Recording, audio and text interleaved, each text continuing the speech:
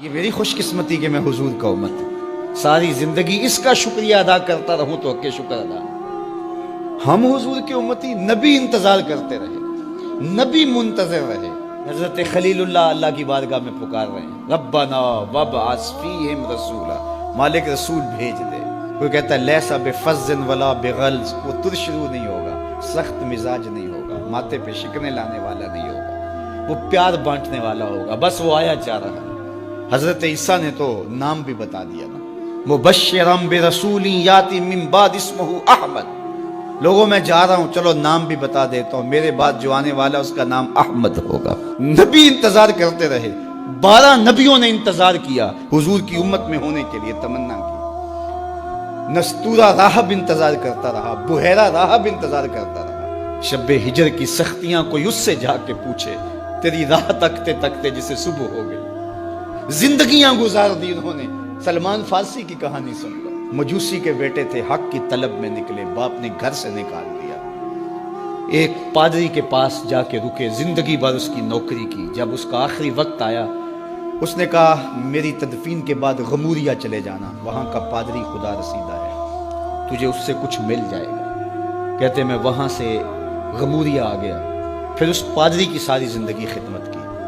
جب وہ مرنے لگا تو اس نے کہا کوئی ایسا شخص نہیں ہے جس کے پاس اب میں تجھے بھیجوں، لیکن نبی آخر الزماں کے ظہور کے لمحے آ گئے، تو یہاں سے یثرب چلا جا، وہ اس نبی کی ہجرت گاہ ہوگی، تیری زندگی سنور جائے گی، تو نے بڑی محنت کی ہے، بڑی نوکری کی ہے میری۔ کہتے میں نے اس کو کہا کہیں ایسا نہ ہو میں دھوکہ کھا جو مجھے کوئی نشانی بتا دے۔ اس نے کہا 3 نشانیاں، ایک صدقہ نہیں لے گا، دوسرا ہدیہ رد نہیں کرے گا، تیسرا 2 کندھوں کے درمیان مہر نبوت ہو۔ کہتے ہیں میں نے اس کی تدفین کی، یثرب کی جانب جاتے ہوئے ایک قافلے میں شامل ہو گیا، انہوں نے مجھے پکڑ کے اپنا غلام بنا لیا، لیکن میرے پہ مہربانی یہ کی کہ مجھے بیچا جا کے مدینے میں۔ ایک یہودی نے مجھے خرید لیا، میں اس کے باغ میں گوڈی کرتا تھا، کام کرتا تھا، کھجوریں توڑتا تھا، لیکن میں انتظار میں تھا کہ کبھی وہ نبی آخر الزماں آئے تو مجھے دید ہو، کبھی عرش پر، کبھی فرش پر، کبھی ان کے در، کبھی در بدر۔ غم عاشقی تیرا شکریہ، میں کہاں کہاں سے گزر گیا۔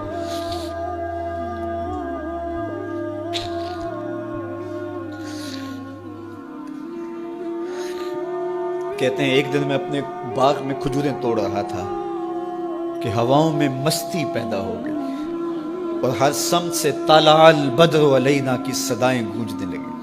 میں سمجھ گیا کہ وہ لمحے آ گئے، میں نے چھلانگ لگا دی اور دوڑ پڑا۔ میرے آقا نے سمجھا شاید غلام بھاگ گیا، اس نے دوڑ کے مجھے پکڑ لیا۔ میں نے اس کو کہا کہ میں نوکر تیرا ہی ہوں، لیکن دل نوکر کسی اور کا ہے، میں بھاگوں گا نہیں، مجھے جانے دے۔ میں کچھ کھجوریں لے گیا تھا صدقے کی نیت سے، جا کے حضور کو پیش کی۔ آقا کریم نے فرمایا ہم نبی صدقہ نہیں لیتے۔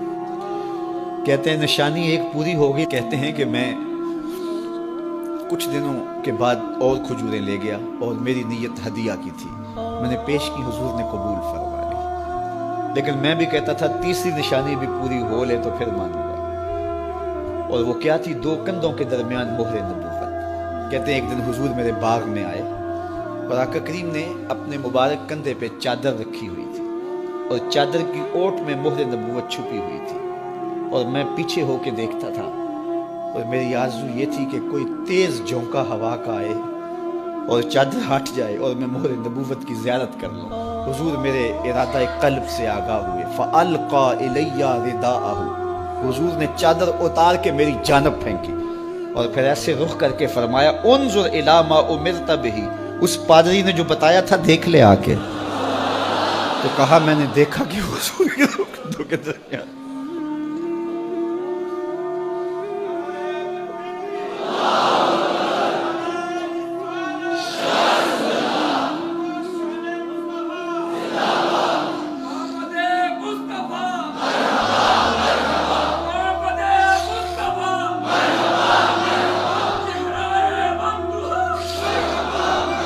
شب ہجر کی سختیاں کوئی اس سے جا کے پوچھے، تیری راہ تکتے تکتے جسے صبح ہو گئی۔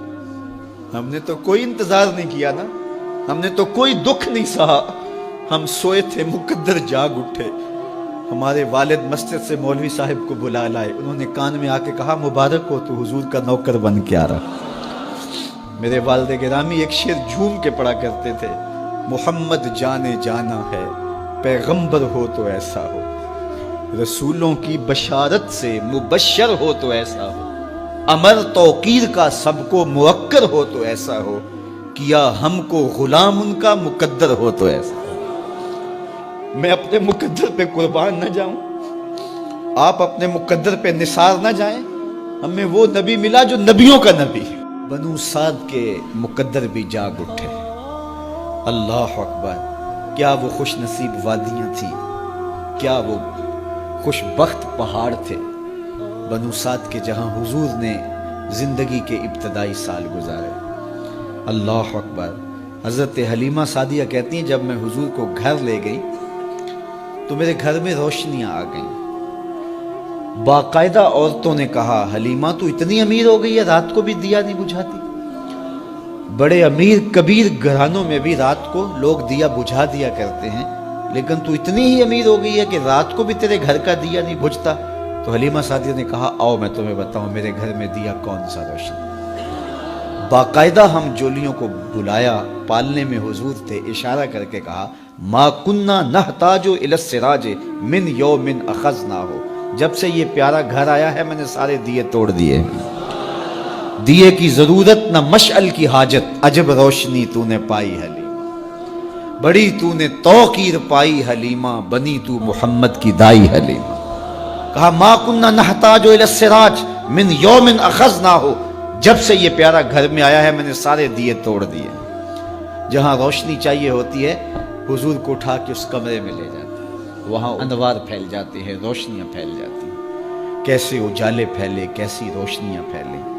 حلیمہ دا چھپر کھجوری دے تھلے، ہوراں وچھالے نوری مسلے، فرش تو عرش تک پہ گئی دہائی، حلیمہ نے لٹ لئی خدا دی خدائی۔ اللہ اکبر۔ وہ سارا دن تو صحراؤں میں گھوم لیتی تھی، اسے جب بھوک لگتی تھی لبوں کو چوم لیتی تھی۔ بخت جاگے حلیمہ سعدیہ کے حضور ان کے گھر آئے، اللہ اکبر، جدھر سے گزرتے گئے نور پھیلتا گیا، انوار پھیلتے گئے۔ حضرت سیدہ طیبہ طاہرہ حضرت عائشہ سلام اللہ علیہا فرماتی ہیں کہ میں کچھ سی رہی تھی کہ میرے ہاتھ سے سوئی گر گئی، اب حضور کے گھر میں دیے میں جلانے کے لیے تیل بھی نہیں تھا، میں پریشان تھی، سوئی گر گئی، اتنے میں حضور تشریف لائے۔ حضور مسکرائے، کہتی ہے میں نے گمی ہوئی سوئی تلاش کر لی۔ اللہ اکبر۔ تو یہ روشنی تھی، یہ انوار تھے۔ اللہ اکبر۔ اذا ضحک یتلالع فی الجدر، جب حضور مسکراتے تھے سامنے والی دیواروں پہ عکس پڑتا تھا۔ اللہ اکبر۔ جب مسکراتے تھے نور پھیل جاتا تھا۔ اذا تکلم رؤیا کالنور یخرج من بین ثنایاہ، حضور کے سامنے والے دانتوں میں ہلکا سا فاصلہ تھا، اور جب آقا کریم گفتگو کرتے تھے وہاں سے نور کی کرنیں چھن چھن کے نکلتی تھیں، انوار پھیل جاتے تھے۔ ایسا نوری ماحول، ایسا نورانی چہرہ۔ حضرت ابو ہریرہ بولے کل قمر لیلۃ البدر لم ارى قبلہ ولا بعدہ مثلہ، کیا پوچھتے ہو، 14ویں رات کا چمکتا ہوا چاند تھے میرے حضور۔ پھر کہا نہیں نہیں نہیں، حضور جیسا نہ پہلے دیکھا نہ بعد میں دیکھا۔ حضرت حسان بن ثابت پاس کھڑے تھے، کہا دیکھتے کیسے، کسی ماں نے جنم دیا ہوتا تو دیکھتے۔ خدا نے وہ سچائی پن چھڑیا جدے وچ محمد نو ٹالیا سی، حسینہ جمیلہ دا منہ موڑ دیتا، محمد بنا کے قلم توڑ دیتا، مثل او در عالم امکان متصور نیست۔ حضرت شیخ مجدد کہتے ہیں حضور کی مثل بزم عالم میں ممکن ہی نہیں ہے، ہو ہی نہیں سکتا۔ اور اقبال کا لہجہ بھی دیکھیے، رخ مصطفیٰ ہے وہ آئینہ کہ اب اس سا دوسرا آئینہ، نہ کسی کی بزم خیال میں نہ دکان آئینہ ساز میں۔ تو وہ پیکر تراشا، وہ پیکر تراشا، مکھ چند بدرشا شانی ہے، متھے چمک دی لاٹ نورانی ہے، کالی زلف تیک مستانی ہے، مخمور اکھی ہن مد بھری، کیسا جمال دیا، کیسا حسن دیا۔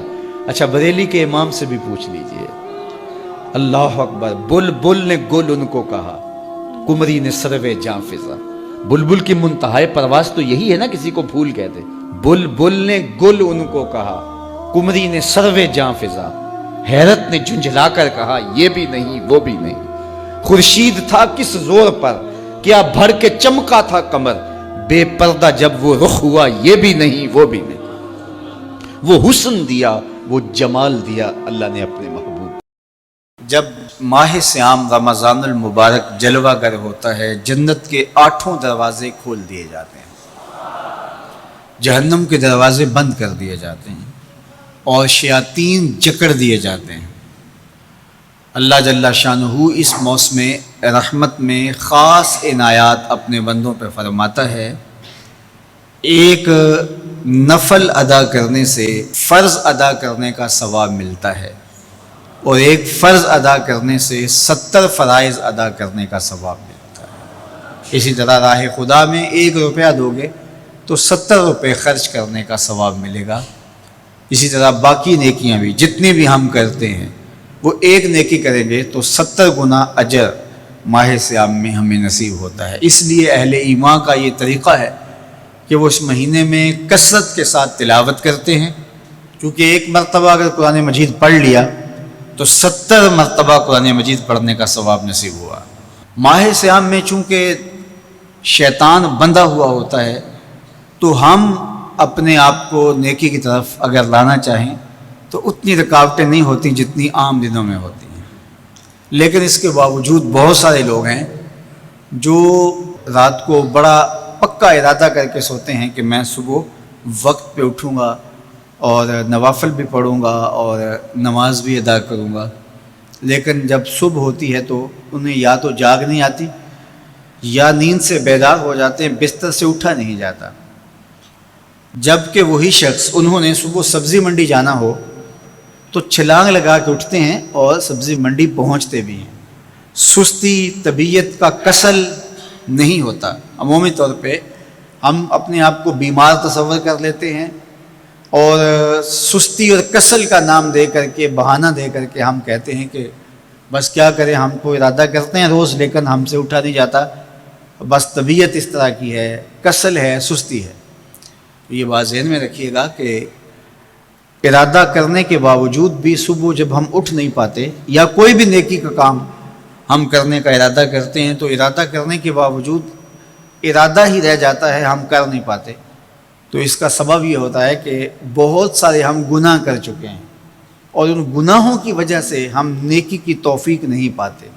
حضرت حسن بصری رضی اللہ تعالی عنہ نے یہی وجہ اس کی بیان فرمائی ہے۔ تو اس کا بہترین طریقہ یہ ہے کہ توبہ کی جائے، اور توبہ بھی سچے دل سے کی جائے، رو رو کے اللہ سے گناہوں کی معافی مانگی جائے، اور سچے دل سے جب توبہ کی جائے تو پھر سارے گناہ نہ صرف مٹا دیے جاتے ہیں بلکہ ان کو بدل کے نیکیوں میں تبدیل کر دیا جاتا ہے۔ تو ماہ صیام کے اندر پختہ عزم کریں، اور اس عزم کو عمل کی شکل دینے کے لیے سچی توبہ کریں کہ ہمارا یہ رمضان اس طرح سے گزرے، یہ مہینہ اس طرح سے بسر ہو کہ ہم اس مہینے میں اللہ تعالیٰ کی قربت حاصل کر لیں، ہم گناہوں سے پاک ہو جائیں، اور ہم جو ثمرات ہیں، جو فوائد ہیں اس مہینے کے، وہ ہم سمیٹ سکیں۔ تو یہ وہ مہینہ ہے جس کے انتظار میں میرے اور آپ کے آقا و مولا اپنی آنکھیں لگائے ہوتے تھے، اور دن گن گن کے وقت گزارتے تھے کہ ماہ صیام آ رہا ہے۔ تو اس مہینے کا عزت کے ساتھ، تکریم کے ساتھ، اعزاز کے ساتھ استقبال کرو، اور اس کو پلکوں پہ بٹھاؤ، اس کو دل پہ بٹھاؤ۔ اس مہینے کی تکریم یہ ہے کہ اس میں ہر برا کام چھوڑ دیا جائے۔ اگر کوئی شخص برا کام نہیں چھوڑتا اور روزے رکھتا ہے تو میرے اور آپ کے آقا و مولا کا ایک فرمان سن لیجئے، من لم یدع قول الزور والعمل بہ فلیس للہ حاجۃ فی ان یدع طعامہ و شرابہ۔ فرمایا کہ جو جھوٹ اور برے کام نہیں چھوڑتا، اس کے بھوکا اور پیاسا رہنے کی اللہ کو کوئی ضرورت نہیں ہے۔ تو روزہ خوراک بچاؤ مہم نہیں ہے جو چلائی جاتی ہے، بلکہ یہ تزکیہ نفس کا موسم ہے، باطن کی صفائی کا موسم ہے، اور باطن کی صفائی نہیں ہوتی جب تک ہم کوشش کریں۔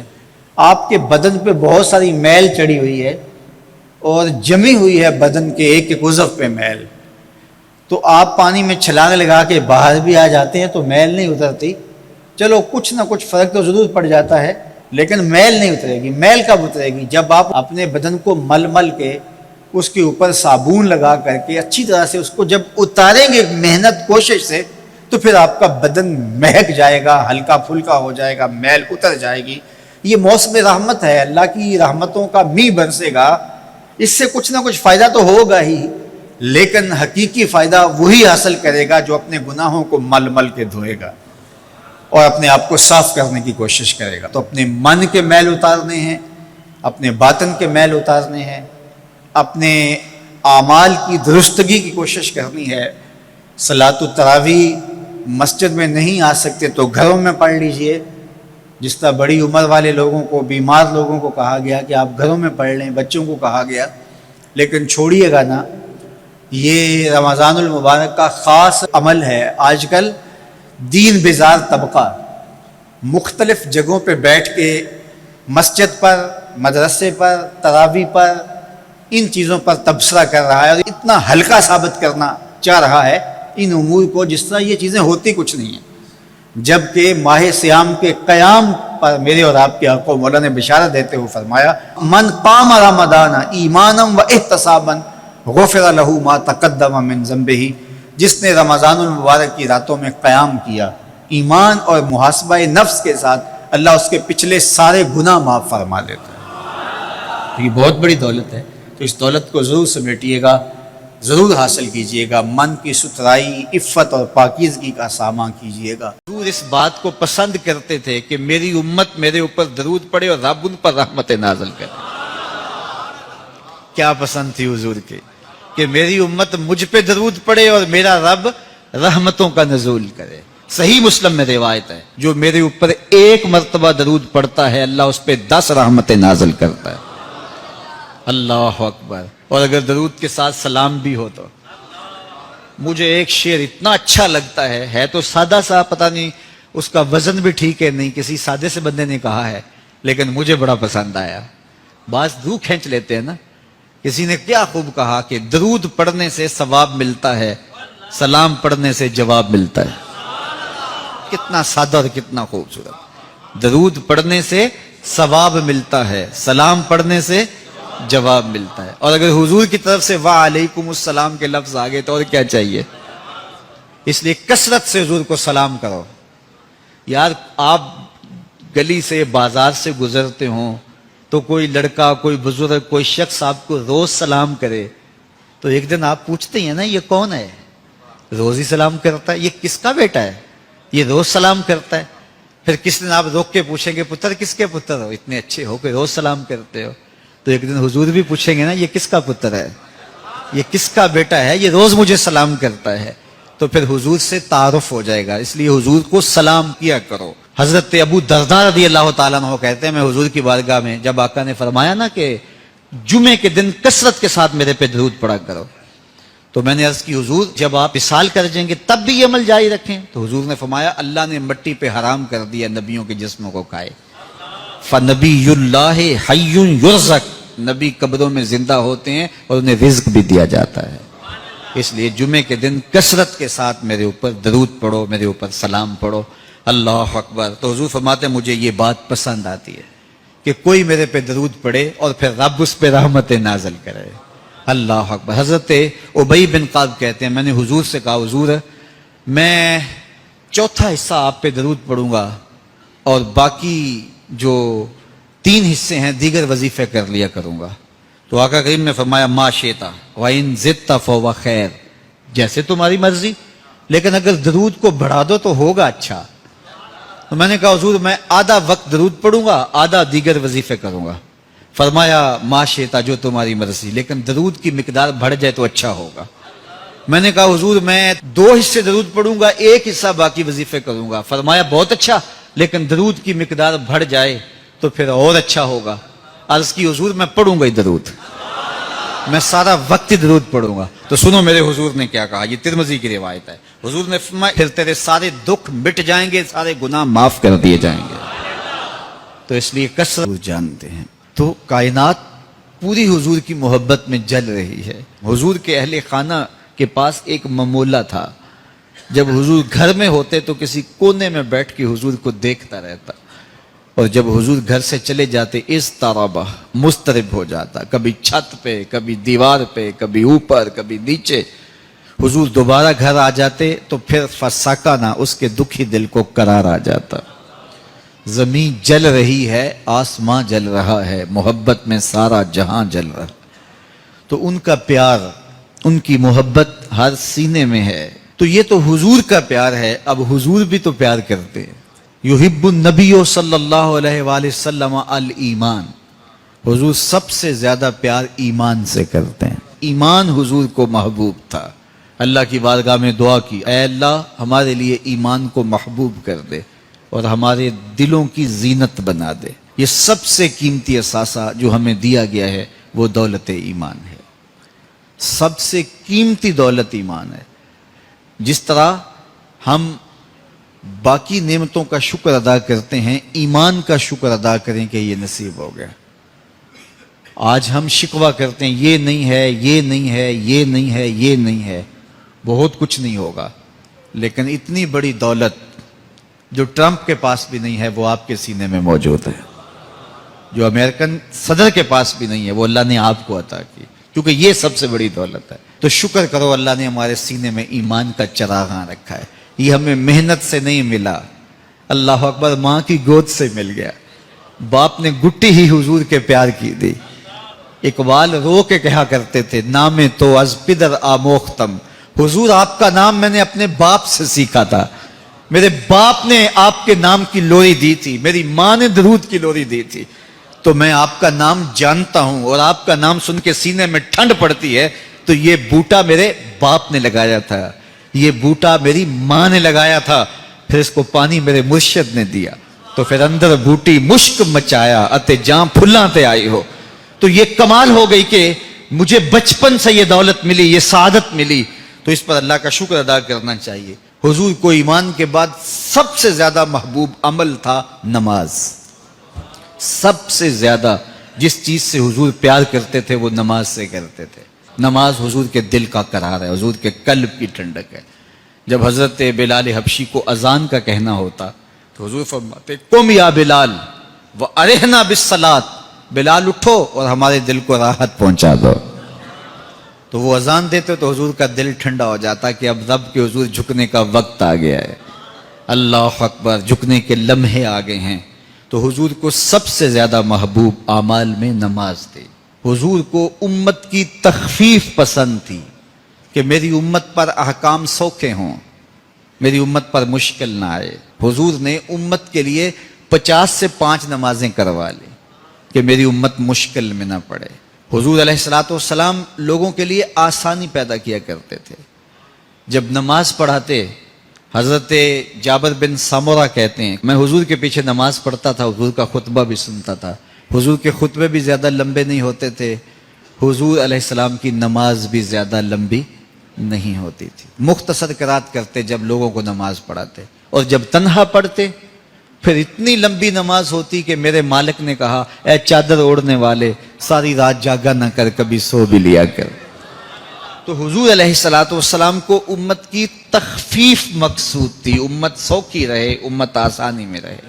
خود فرمایا اللہ تعالیٰ نے، تمہارے پاس تم میں سے ہی رسول آیا جس کی شان یہ ہے تمہارا مشقت میں پڑنا اس پہ گراں گزرتا ہے. تم کسی تکلیف میں مبتلا ہو جاؤ تو وہ بے چین ہو جاتا ہے.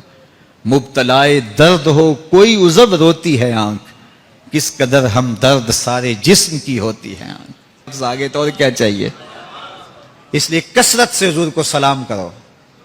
یار آپ گلی سے بازار سے گزرتے ہوں تو کوئی لڑکا، کوئی بزرگ، کوئی شخص آپ کو روز سلام کرے تو ایک دن آپ پوچھتے ہیں نا یہ کون ہے؟ روز ہی سلام کرتا ہے، یہ کس کا بیٹا ہے؟ یہ روز سلام کرتا ہے. پھر کس دن آپ روک کے پوچھیں گے پتر کس کے پتر ہو، اتنے اچھے ہو کہ روز سلام کرتے ہو. تو ایک دن حضور بھی پوچھیں گے نا یہ کس کا پتر ہے، یہ کس کا بیٹا ہے، یہ روز مجھے سلام کرتا ہے. تو پھر حضور سے تعارف ہو جائے گا. اس لیے حضور کو سلام کیا کرو. حضرت ابو درداء رضی اللہ تعالیٰ عنہ کہتے ہیں، میں حضور کی بارگاہ میں جب آقا نے فرمایا نا کہ جمعے کے دن کثرت کے ساتھ میرے پہ درود پڑھا کرو، تو میں نے عرض کی حضور جب آپ وصال کر جائیں گے تب بھی یہ عمل جاری رکھیں؟ تو حضور نے فرمایا اللہ نے مٹی پہ حرام کر دیا نبیوں کے جسموں کو کھائے. فنبی اللہ حی یرزق، نبی قبروں میں زندہ ہوتے ہیں اور انہیں رزق بھی دیا جاتا ہے. اس لیے جمعے کے دن کثرت کے ساتھ میرے اوپر درود پڑھو، میرے اوپر سلام پڑھو. اللہ اکبر. تو حضور فرماتے ہیں مجھے یہ بات پسند آتی ہے کہ کوئی میرے پہ درود پڑھے اور پھر رب اس پہ رحمت نازل کرے. اللہ اکبر. حضرت ابی بن قعب کہتے ہیں میں نے حضور سے کہا حضور میں چوتھا حصہ آپ پہ درود پڑھوں گا اور باقی جو 3 حصے ہیں دیگر وظیفے کر لیا کروں گا. تو آقا کریم نے فرمایا ما شئتا وَإِن زِدْتَ فَهُوَ خیر، جیسے تمہاری مرضی، لیکن اگر درود کو بڑھا دو تو ہوگا اچھا. تو میں نے کہا حضور میں آدھا وقت درود پڑھوں گا، آدھا دیگر وظیفے کروں گا. فرمایا ما شئتا، جو تمہاری مرضی، لیکن درود کی مقدار بڑھ جائے تو اچھا ہوگا. میں نے کہا حضور میں 2 حصے درود پڑھوں گا، 1 حصہ باقی وظیفے کروں گا. فرمایا بہت اچھا، لیکن درود کی مقدار بڑھ جائے تو پھر اور اچھا ہوگا. عرض کی حضور میں پڑھوں گا ہی درود، میں سارا وقت ہی درود پڑھوں گا. تو سنو میرے حضور نے کیا کہا، یہ ترمذی کی روایت ہے. حضور نے فرمایا پھر تیرے سارے دکھ مٹ جائیں گے، سارے گناہ معاف کر دیے جائیں گے. تو اس لیے کثرت کے ساتھ حضور پہ درود پڑھیں تو اس سے حضور بھی خوش ہوتے ہیں کہ میرے امتی پہ رب کی رحمتوں کا نزول ہو رہا ہے. اور دوسری جانب ایک شخص جس کی شکل بھی رسول اللہ صلی اللہ علیہ وآلہ وسلم کی سنت کی مطابقت میں نہیں ہے، بیوٹی پارلر سے تیار ہو کے اپنی بھابھی کا دوپٹہ باندھ کے آ گیا ہے اور وہ اسٹیج کے اوپر شریعت سے بغاوت سکھا رہا ہے، کبھی جنت کا مذاق اڑا رہا ہے، کبھی دوزخ کا مذاق اڑا رہا ہے، اور آپ اس کے اوپر یوں بے دردی کے ساتھ نوٹ پھینک رہے ہیں اور 2-2 3-3 لاکھ روپے ایک رات کے وہ اکٹھے کر کے تمہارے وسائل نچوڑ کے لے جا رہا ہے اور تمہیں دے کیا رہا ہے؟ بدعملی کا سبق. ہرے تو کیڑی جنت دا کرنا ہے تذکرہ، یہ ہمارے اسٹیج میں پڑھا جاتا ہے اور لوگ اس پہ جو ہے وہ نوٹ پھینک رہے ہوتے ہیں.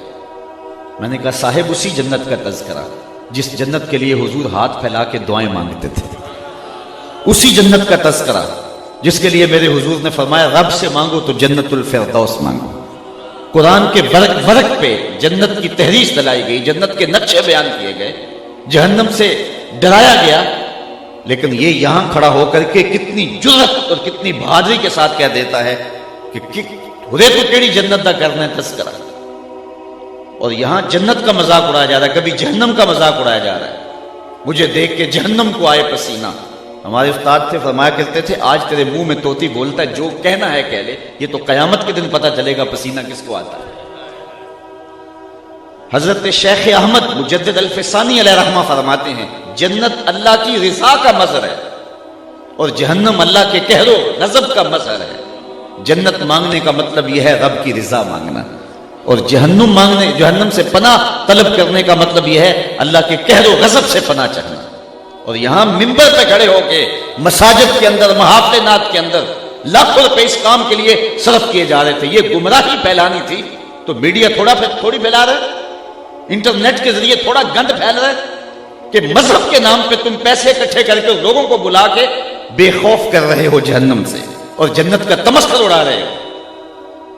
تو آج اگر ہم بات کرتے ہیں تو کہا جاتا ہے کہ ذرا ہاتھ ہولا رکھو، ہمارے گھر کو آگ لگ گئی گھر کے چراغ سے. ہمارے وسائل ہمارے مسلک کو ہی توڑنے میں صرف ہو رہے ہیں. میں ایک جگہ گیا تو میں نے کہا کہ تم لاکھوں روپے خرچ کرتے ہو اور نعت خوانوں کو دیتے ہو، اور تمہارے ہی شہر کے اندر جو مدرسہ ہے اس کے بچے آج بھی ہاتھوں میں تھالیاں پکڑ کے روٹیاں مانگتے ہیں، تو تم سمجھتے ہو ہم جنت خرید رہے ہیں، قیامت کے دن تمہارا گریبان پکڑا جائے گا.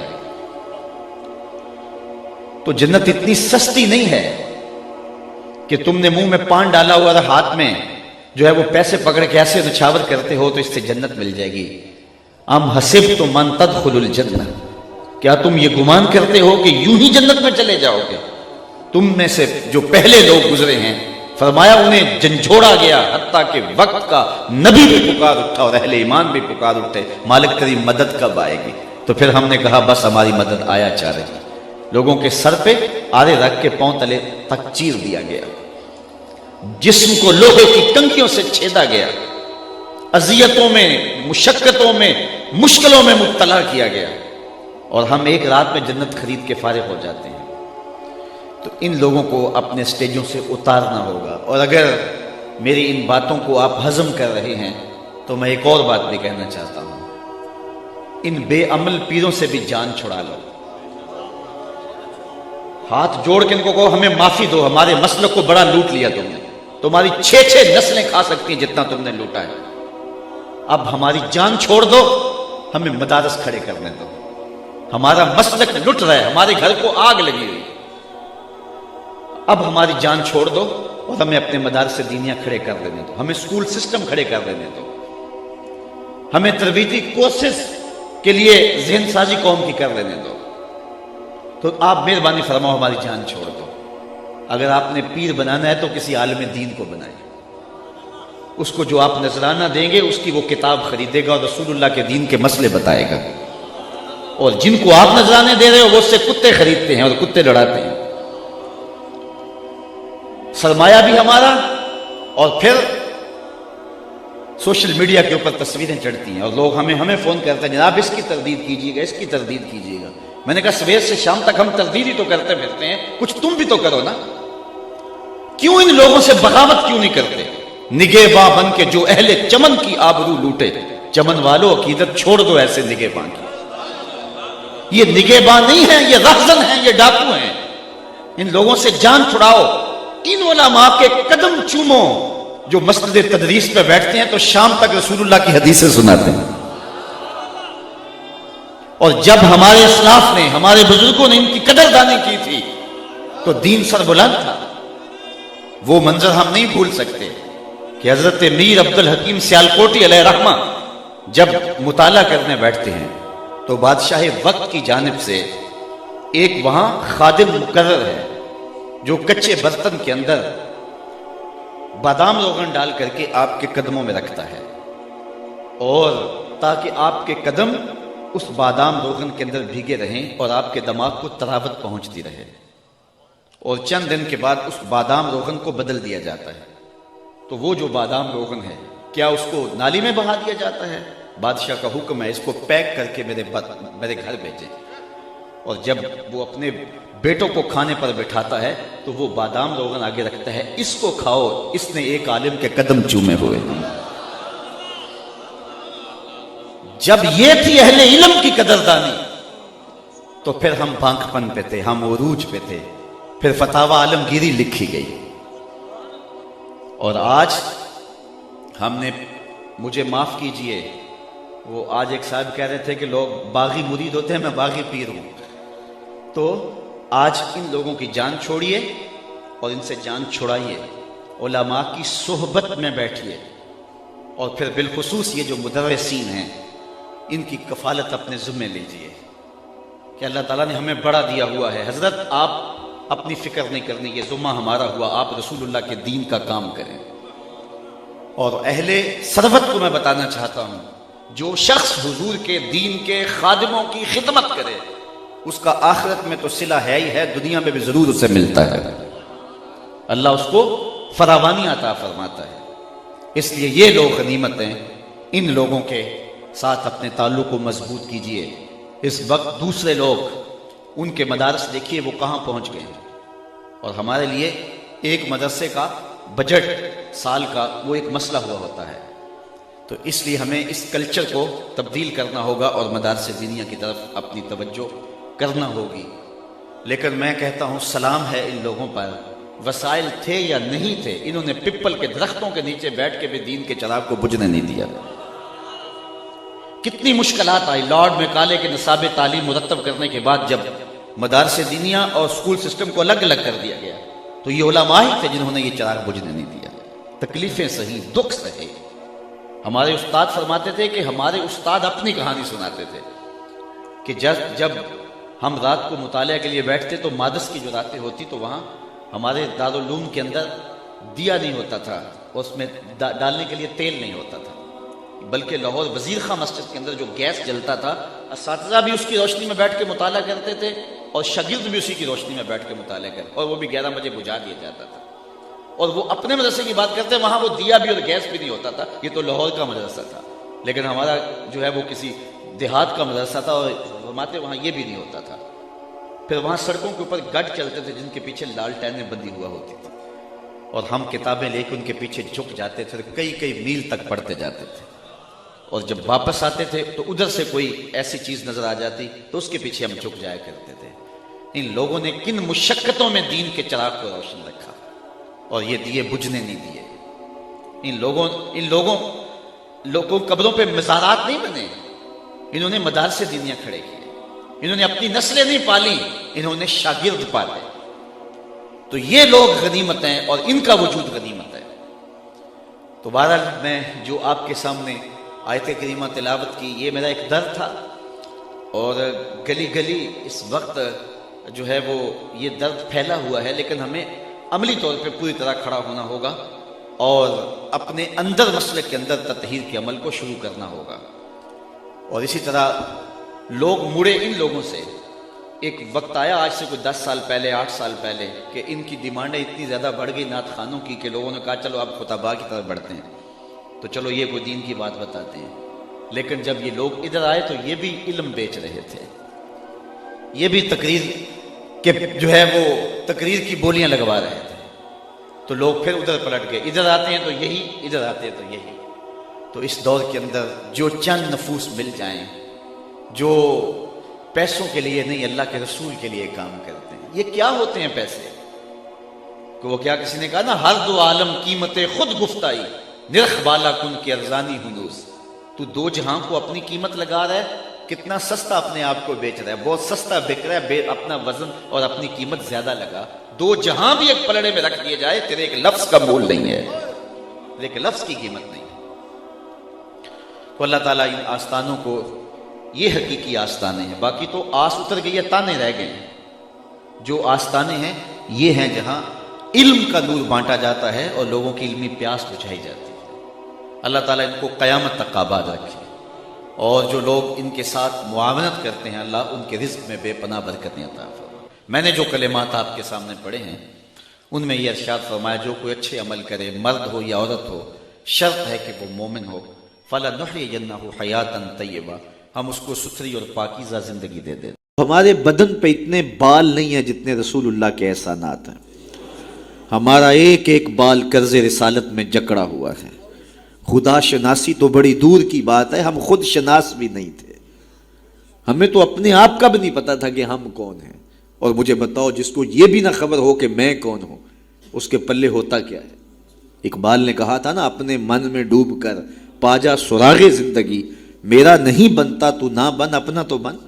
اور یہ اپنا بھی نہیں تھا، اسے پتہ ہی نہیں تھا، اسے شعور ذات ہی نہیں تھا، اسے خود آگہی کا نور ہی نصیب نہیں ہوا تھا۔ تبھی تو انسان ہو کے، اشرف المخلوقات ہو کے، درختوں کو، پتھروں کو، حشرات الارض کو، چوپایوں کو اپنا معبود سمجھتا تھا۔ انسان کی پیشانی کہاں کہاں رسوا نہیں ہوئی، درختوں کی جڑوں کو اس نے سجدہ کیا ہے۔ یہ کیچوا نہیں ہوتا مچھلی پکڑنے کے لیے جس کو کانٹے سے لگاتے ہیں، کسی زمانے میں یہ بھی انسان کا معبود رہا ہے۔ پتھروں کو اس نے معبود سمجھا، بہائم کو، چوپایوں کو، لٹکتے پھلوں کو، برستی بارش کے قطروں کو معبود سمجھتا رہا، بادل کو معبود سمجھتا رہا، تنکوں کو، حشرات الارض کو، بہتے پانیوں کو، جلتی آگ کو اور چلتی ہواؤں کو اپنا معبود سمجھتا رہا۔ اسے یہ نہیں پتا کہ میں ہوں کون۔ اے تماشا گاہ عالم روئے تو کجا بہرے تماشا می روی، دنیا تجھے ڈھونڈنے نکلی ہے، تو کس کی تلاش میں ہے؟ یہ اشرف المخلوقات ہو کے، مقصود کائنات ہو کے، یہ اس کائنات کا دل اور کلیجہ ہو کے حشرات الارض کو، سانپوں کو، بچھوؤں کو اپنا معبود سمجھ رہا ہے۔ یہ تو میرے حضور نے بتایا، یہ تیرے معبود نہیں ہیں، تیری دہلیز کے نوکر ہیں۔ ان درختوں کو پوچھتا ہے، یہ تو تجھے چھاؤں فراہم کرنے کے لیے، آکسیجن دینے کے لیے، تیرے ایندھن کے کام آنے کے لیے، تیرے ذوق نظر کی تسکین کے لیے، تجھے پھل فراہم کرنے کے لیے پیدا کیے گئے ہیں۔ ان جانوروں کو پوچھتا ہے، یہ تو تیری سواری کے لیے، بار برداری کے لیے، تجھے دودھ اور گوشت کی ضروریات فراہم کرنے کے لیے پیدا کیے گئے ہیں۔ یہ چاند، سورج، ستارے، اجرام فلکیہ، یہ تیرے معبود کیسے ہو سکتے ہیں؟ یہ تو تیری راہوں میں روشنی اجالنے کے لیے پیدا کیے گئے۔ نہیں تو دیکھ، یہ انگلی اٹھتی ہے اور چاند ٹکڑے ہو کے قدموں میں آتا ہے، سورج پلٹ کے اثر کے وقت پہ آتا ہے، اور سڑیاں کھجوراں اگا جاندائے، اور پتھراں نو کل میں پڑا جاندا، قطرے کو سمندر، ذرے کو ستارہ کرتے ہیں، کونین کو خم آ جاتا ہے جب زلف سوارا کرتے ہیں۔ اب انسان کی آنکھ کھلی کہ میں کون ہوں، کہ یہ پوری کائنات درختوں کو پوچھتا ہے جا میں نہیں، تو ہی کہہ دے تمہیں اللہ کا رسول بلا رہا ہے۔ اللہ اکبر، درخت شاخوں کے بل اپنے آپ کو گھسیٹتے ہوئے سلامی دینے حاضر ہو جاتے۔ حضرت یعلا بن مرہ کہتے ہیں کہ ایک سفر سے واپسی تھی، راستے میں قیام ہوا تو حضور استراحت فرمانے لگے تو میں حضور کے پہرے کے لیے کھڑا ہو گیا۔ دور صحرا میں ایک درخت تھا، وہ ہلنے لگا، پھر جڑوں سمیت اکھڑا اور شاخوں کے بل اپنے آپ کو گھسیٹتا ہوا میرے برابر آ کے کھڑا نہیں ہو جاتا۔ میرے لیے بڑی حیرت کی بات تھی، لیکن کوئی تھا نہیں کہ جس سے بات کروں۔ خیر تھوڑی دیر کے بعد وہ اپنی جگہ سے چلا اور جہاں سے اکھڑا تھا وہیں جا کے نصب ہو گیا۔ حضور بیدار ہوئے تو سلام عرض کرنے کے بعد میں نے پہلی بات یہی عرض کی، میں نے کہا حضور وہ سامنے والا جو درخت ہے تھوڑی دیر قبل اپنی جگہ سے اکھڑا تھا، شاخوں کے بل اپنے آپ کو گھسیٹتا ہوا یہاں آیا، رکا، جھومتا رہا، پھر واپس چلا گیا۔ حضور نے حیرت کا اظہار نہیں کیا، میں تو سویا تھا، تفصیل سناؤ، کوئی آندھی آئی، کوئی جھکڑ آیا، کوئی طوفان آیا، کیسے اکھڑا؟ حضور مسکرا دیے اور فرمایا ھذہ شجرۃ استاذنت ربھا، فرمایا یہ درخت ہے، اس نے رب سے اجازت مانگی تھی، مالک تیرا محبوب نیڑے آیا ہے، سلام نہ کر رہا ہوں، فاذن لھا، تو رب نے اس کو اجازت دے دی تھی، یہ مجھے سلامی پیش کرنے آیا تھا۔ تو پوری کائنات تو ان کے حسن کا طواف کرتی دکھائی دیتی ہے، وہ انگلی اٹھاتے ہیں چاند کے ٹکڑے ہوتے ہیں، سورج پلٹ کے اثر کے وقت پہ آتا ہے، درخت کلمہ پڑھ رہے ہیں، کنکر بول کے گواہیاں دے رہے ہیں۔ اب انسان کی آنکھ کھلی کہ میں جن کو معبود سمجھتا تھا یہ تو ہمارے گرد طواف کر رہے ہیں۔ اب اس کی آنکھ کھلی، اب شعور سنبھلا اور اب وہ سمجھنے لگا کہ میں کون ہوں، اپنی حیثیت سے اب آگاہ ہوا۔ اللہ اکبر، بے خبر تو جوہر آئینہ ایام ہے، تو زمانے میں خدا کا آخری پیغام ہے۔ اسے اب اپنی ذات کا شعور ہونے لگا۔ خود سے ملاقات ہی تب ہوئی جب حضور تشریف لائے۔ تو راز کن فقاں ہے، اپنی آنکھوں پر آیا ہو جا، خود ہی کا رازداں ہو جا، خدا کا ترجمہ ہو جا، خود ہی میں ڈوب جا غافل، یہ سر زندگانی ہے، نکل کر حلقہ شام و سحر سے جاویداں ہو جا، مسافے زندگی میں سیرت فولاد پیدا کر، شبستان محبت میں حریر و پر نیا ہو جا، گزر جا بن کے سیلے تند رو کو ہو بیاباں سے، گلستان راہ میں آئے تو جوئے نغمہ خاں ہو جا، تیرے علم و محبت کی نہیں ہے انتہا کوئی، نہیں ہے تجھ سے بڑھ کر ساز فطرت میں نوا کوئی۔ اسے اب پتہ چلا، اپنی ذات کی شناخت اب ہوئی۔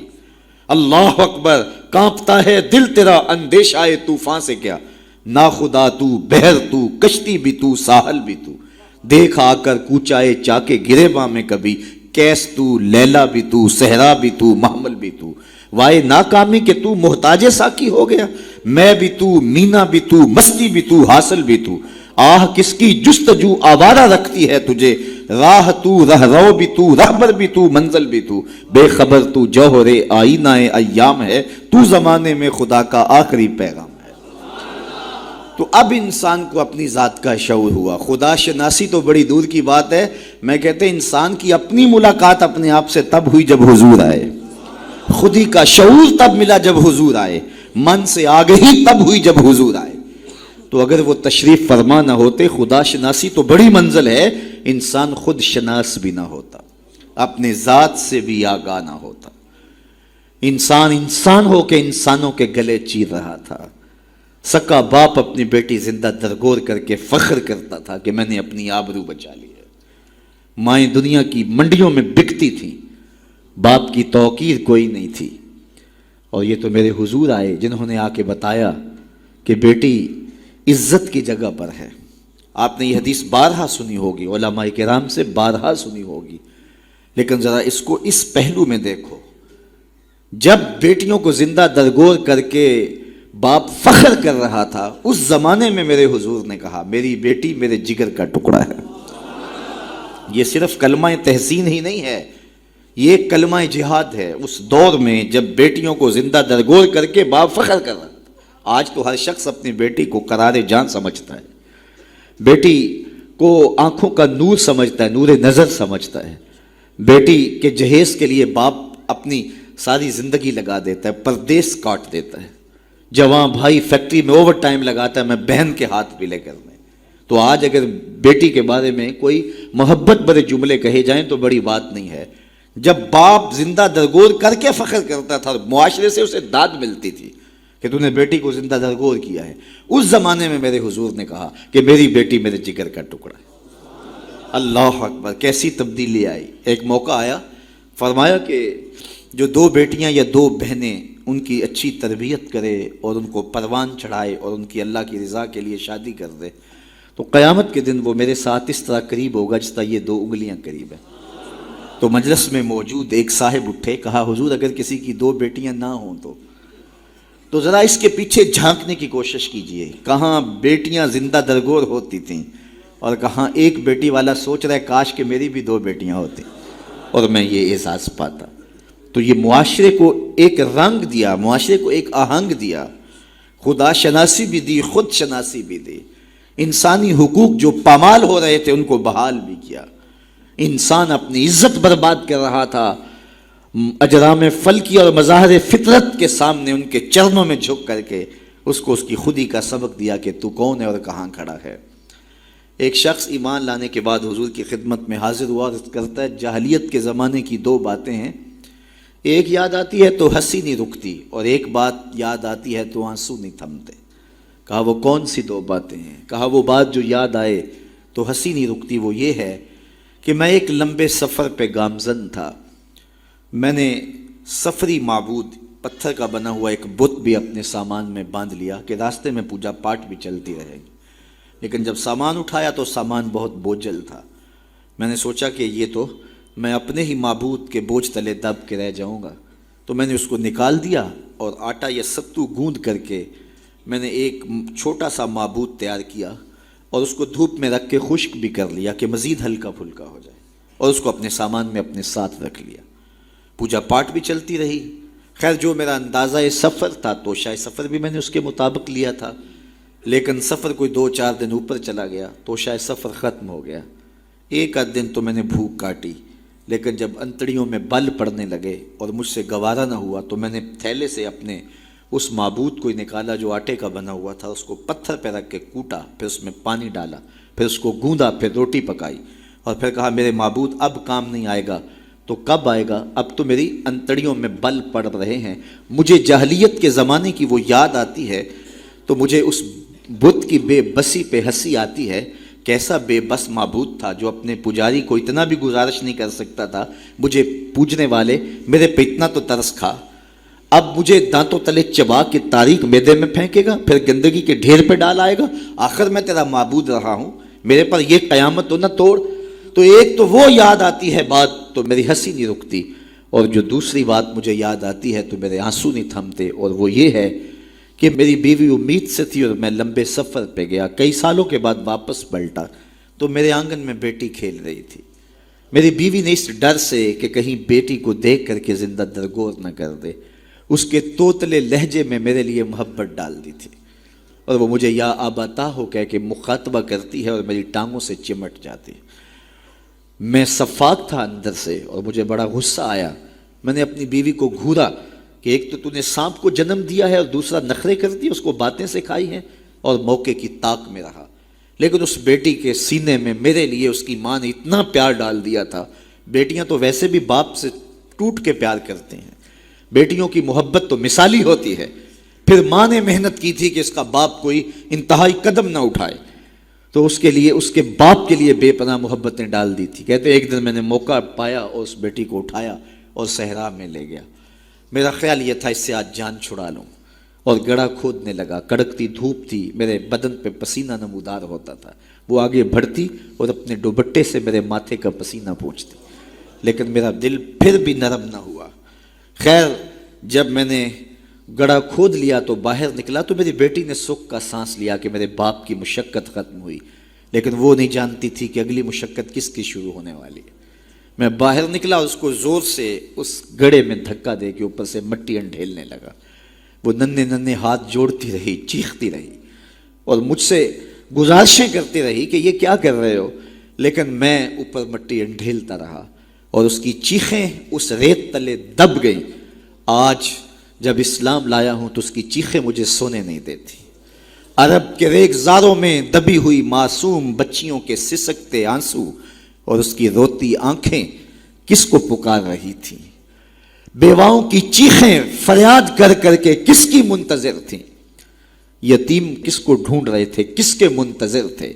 زمانہ آنکھیں فرش بچھائے ہوئے کس کا انتظار کر رہا تھا؟ وہ جس کے نام پر داؤد نے نغمہ سرائی کی، وہ جس کے ذکر پر شاہ سلیمان نے گدائی کی، دل یحییٰ میں رہ گئے ارماں جس کی زیارت کے، لب عیسیٰ پہ آئے واز جس کی شان رحمت کے، جو بن کے روشنی پھر دیدائے یعقوب میں آیا، جسے یوسف نے اپنے حسن کی نئے رنگ میں پایا، نہ دانم آنگلے خنداں چے رنگ و بو دارت کہ مرغے ہر چمنے آرزوئے او دارت۔ ہر کوئی منتظر ہے، کوئی ہاتھ پھیلا کے کہہ رہا ہے ربنا وابعث فیہم رسولا، مالک آنکھیں بوڑھی ہو گئی ہیں، اب اس رسول کو بھیج بھی دے۔ حضرت عیسیٰ تو بولے مبشرم برسول یات من بعد اسمہ احمد، چلو نام بھی بتائے جا رہا، ان کا نام احمد ہوگا۔ زمانہ منتظر تھا، پوری دھرتی انتظار کر رہی تھی، بیواؤں کی چیخیں اور یتیموں کی آہیں اور معصوم بچیوں کے دبے ہوئے آنسو جب ریت سے پکار کرتے ہوئے عرش الہی کو جنبش دینے لگے تو اللہ کو دکھی انسانیت پہ رحم آیا، آمنہ کی آغوش میں محمد عربی تشریف لے آئے۔ ناگہاں ساکن ہواؤں پر روانی آ گئی اور چمن کے پتے پتے پر جوانی آ گئی۔ آج زانو ازل نے صبح پہ انگڑائی لی اور مسکرا کر ایک کرن نے ہاتھ میں شہنائی لی، مخزن اسرار قدرت کے امی پیدا ہوئے، غل ہوا دنیا میں ختم المرسلی پیدا ہوئے۔ ایک بہار پھیلی نا، ربی ویسے بھی عربی میں بہار کو کہتے ہیں، ربیع الاول آغاز بہار، کہا محبوب تو محبوب ہے اور محبوبوں کو بہاریں ہی سجتی ہیں، جب گلیاں چٹکنے لگے گی، غنچے مہکنے لگے گی، جب کائنات بہار بن جائے گی، جانے بہار بن کے تشریف لے آنا۔ تو ان کی جلوہ گری، ان کی تشریف آوری انسانیت پر اللہ کا بہت بڑا احسان، اسی لیے اس کو جتلایا اور کہا لقد من اللہ علی المؤمنین اذ بعث فیہم رسولا۔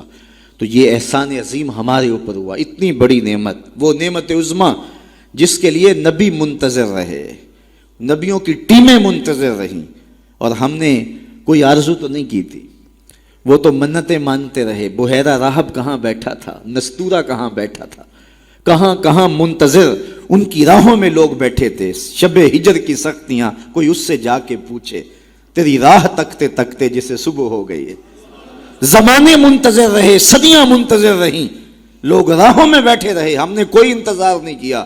آنکھ کھلی، ہمارے والد صاحب مؤذن کو مسجد سے بلا لائے، انہوں نے کان میں آ کے کہا مبارک ہو، تو حضور کا غلام بن کے آ رہا ہے۔ شاہوں سے ملا ہے نہ تونگر سے ملا ہے، اللہ کا عرفان اسی در سے ملا، اوروں کو ملا ہے تو مقدر سے ملا ہے، مجھ کو تو مقدر بھی تیرے در سے ملا ہے۔ تو یہ ہماری خوش بختی، ہماری فیروز بختی کہ ہمیں وہ محبوب نصیب ہوئے جس کے لیے زمانے تڑپتے رہے، ترستے رہے، منتظر رہے، آنکھیں بچھی رہیں، تمنائیں بےتاب رہیں، آرزویں مچلتی رہیں، لیکن وہ جان بہار بن کے تشریف لے آئے۔ اب جب حضور تشریف لائے ہیں، پھر صحابہ نے تو حد کر دی نا، اپنا سب کچھ ان کے نام پہ لٹا دیا، کہا آپ کے دین کا جھنڈا لے کے اٹھیں گے اور دنیا کے آخری کنارے تک پہنچیں گے۔ پھر تابعین نے وہ جھنڈا تھاما، تبع تابعین نے وہ جھنڈا تھاما۔ اس شخص کی کہانی ہم نہیں بھول سکتے جو گھوڑے پہ بیٹھ کے اللہ کے نام کی دعوت دیتے ہوئے آگے بڑھا، آگے دلدل آ گئی، زمین ختم ہو گئی، تو گھوڑے کی باگیں کھینچ لیتا ہے اور کہتا ہے مالک میرے جذبے تو جوان تھے، تیری زمین ہی ختم ہو گئی۔ اس پہ اقبال نے کہا تھا دی اذانیں کبھی یورپ کے کلیساؤں میں، کبھی افریقہ کے تپتے صحراؤں میں، دشت و دشت دریا بھی نہ چھوڑے ہم نے، بحر ظلمات میں دوڑا دیے گھوڑے ہم نے۔ تو وہ ہمارے اسلاف تھے۔ آج میں اور آپ حضور کے میلاد میں آئے ہیں، ہم ایک لمحے کے لیے اپنے باطن میں اتریں، اپنے اندر اتریں اور سوچیں کیا ایک محفل سے حضور کی محبت کا حق ادا ہو جاتا ہے؟ کہ ایسے ہاتھ لہرانے سے حضور کا محبت کا حق ادا ہو جاتا ہے؟ کڑکدار نعرہ لگانے سے حضور کی محبت کا حق ادا ہو جاتا ہے؟ کیا لوگوں کو بلائیں، دعوت دیں، کھانے کھلائیں، بریانیاں کھلائیں تو کیا حضور کی محبت کا حق ادا ہو جاتا ہے؟ آئیے اگر حضور سے محبت کرتے ہیں تو سر سے لے کر پاؤں تک حضور کی غلامی کے رنگ میں رنگے جائیں۔ ہمارے استاد فرمایا کرتے تھے یہ نہ ہو کہ لوگ تمہیں پوچھیں تمہیں کون ہوتے ہو اور تمہیں بتانا پڑے کہ ہم مسلمان ہوتے ہیں، یہ دیکھو مذہب کے خانے میں اسلام لکھا ہے۔ فرماتے تھے صاحب کسی کو پوچھنا نہ پڑے، تجھے بتانا بھی نہ پڑے، تیری وضاقت، طرز زندگی، انداز معاشرت ایسا ہونا چاہیے تو دور سے آ رہا ہو، لوگ پہچان کے کہیں وہ دیکھو آقا کا غلام آ رہا ہے۔ نور آنکھوں میں تو چہروں پہ اجالے ہوں گے، مصطفیٰ والوں کے انداز نرالے، دنیا میں بھی ان کے دم سے مقدر چمکا، محشر میں بھی ان کی رحمت کے حوالے ہوں گے۔ تو یہ میری اور آپ کی فیروز بختی کہ ہمیں وہ رسول اور نبی نصیب ہوئے۔ تو آئیے اپنی زندگی کی ایک ایک سانس حضور کے نام کر دیں، جئیں تو حضور کے لیے، مریں تو حضور کے لیے، اور اپنی زندگی کو حضور کی راہوں میں نچھاور کر دیں، ان کے دین کا جھنڈا لے کر کے اٹھیں اور دین کے پیغام کو دنیا تک ایک ایک کونے تک پہنچانے کا عزم کریں۔ اور وہ کیسے ممکن ہوگا کہ ہم اپنے انداز زندگی کو تبدیل کریں۔ جب کوئی شخص صالحیت کا لبادہ پہن لیتا ہے تو پھر وہ زبان سے نہ بھی بولے، وہ سنت و سیرت کا پیکر گلی سے گزر بھی رہا ہو تو وہ بھی تبلیغ کا رنگ ہوتا ہے، وہ بھی ایک انداز ہوتا ہے، دعوتی انداز ہوتا ہے۔ لیکن اگر میں زبان سے دعوت دین کی دیتا رہوں اور میرا رویہ، میرا عمل، میرا کردار، میرا لہجہ، میرے اخلاق اس کی نفی کر رہے ہوں تو میں حرف حرف منافقت کر رہا ہوں۔ اس لیے مجھے اپنے رویے کو، اپنے طرز زندگی کو، اپنے انداز معاشرت کو حضور کی سنت کے سانچے میں ڈھالنا پڑے گا۔ محمد دی زیارت محمد دے رنگ وچ، ٹھگ بازیاں جانے پیارا محمد۔ اقبال نے کہا تھا چو بنام مصطفیٰ خانم درود، از خجالت آب می گردد وجود، عشق می گوید کہ محکوم غیر، سینہ تو از بتا مانند دیر، تا نداری از محمد رنگو بو، بر زبان خود میالہ نام ہو۔ تو اس کو پنجابی میں جو ہے وہ قلم توڑ دیا۔ اللہ اکبر، یاری لا تو پاک نبی سنگ، اے پر پوری یاری۔ ذرا دیکھیے شعر کا حسن دیکھیے، اٹھان دیکھیے، یاری لا تو پاک نبی سنگ، اے پر پوری یاری، پھر درود قبول ہے تیرا لکھ نہ لو ایک واری۔ تو اپنے آپ کو ان کی محبت کے رنگ میں رنگ لو اور پھر دیکھنا کہ حضور کی محبتیں اور رحمتیں کیسے برستی ہیں۔ اللہ کے حبیب صلی اللہ علیہ وسلم کی خدمت میں ایک شخص حاضر ہوا اور اس نے اذن جہاد طلب کیا۔ حضور میں جہاد پہ جانا چاہتا ہوں، مجھے اجازت مرحمت فرمائے۔ حضور نے فرمایا احیٌ والدا کا، کیا تیرے والدین زندہ ہیں؟ کالا نعم، عرض کی ہاں حضور میرے والدین زندہ ہیں۔ کالا ففیہما فجاہد، کہا جا ان کی خدمت کر، یہی تیرا جہاد ہے۔ ماں باپ کو بلکتا ہوا چھوڑ جائے اور آپ جہاد پہ چلا جائے، ماں فالج میں گری ہوئی ہے اور بیٹا تبلیغی گشت پہ چلا جائے، باپ تڑپ رہا ہے اور بیٹا پیر کی چوکھٹ پہ جھاڑو دیتا پھرے، اللہ راضی نہیں ہوگا۔ میں سچ کہتا ہوں، اپنے بھی خفا مجھ سے ہیں، بیگانے بھی ناخوش، کہ میں زہر حلاحل کو کبھی کہہ نہ سکا کند، بات وہی کہتا ہوں سمجھتا ہوں جسے حق، نئے ابلائی مسجد ہوں، نئے تہذیب کا فرزند، محمد عربی صلی اللہ علیہ وسلم سے بڑا پیر کون ہو سکتا ہے؟ لیکن حضرت وہ ویسے کرنی نہیں آ رہے۔ آقا کریم اپنے بٹن کھولتے ہیں اور کرن کی طرف، یمن کی طرف رخ کر کے لمبی سانسیں لیتے ہیں اور کہا میں رحمان کی خوشبو پا رہا ہوں۔ ایک دن صحابہ نے پوچھا بندہ نواز جس کے لیے تڑپتے ہو، جس کی ٹھنڈی ہوائیں آپ کو آ رہی ہیں، وہ آپ کا بڑا پیار کرنے والا ہے؟ کہا ہاں میرے سے بڑی محبت کرتا ہے۔ تو کہا پھر اتنی محبت کرتا ہے تو یمن تو دور نہیں ہے، بلال حبش سے آ گیا، سلمان فارس سے آ گیا، سہیب روم سے آ گیا، اور وہ یہاں یمن سے نہیں آ سکا؟ فرمایا اس کی بوڑھی اور نابینا ماں ہے جس کی خدمت اس کو نہیں آنے دیتی۔ اللہ اکبر۔ اب حضرت اویس کرنی نہیں آئے لیکن خیر التابعین کہلائے، آئے نہیں لیکن حضور ان کی یاد میں تڑپ رہے ہیں۔ اللہ، بلکہ حضور نے فرمایا کہ کوئی جائے اویس بن عامر کو ملے اور جب ملے تو اس کو کہنا میری امت کی بخشش کی دعا کرے۔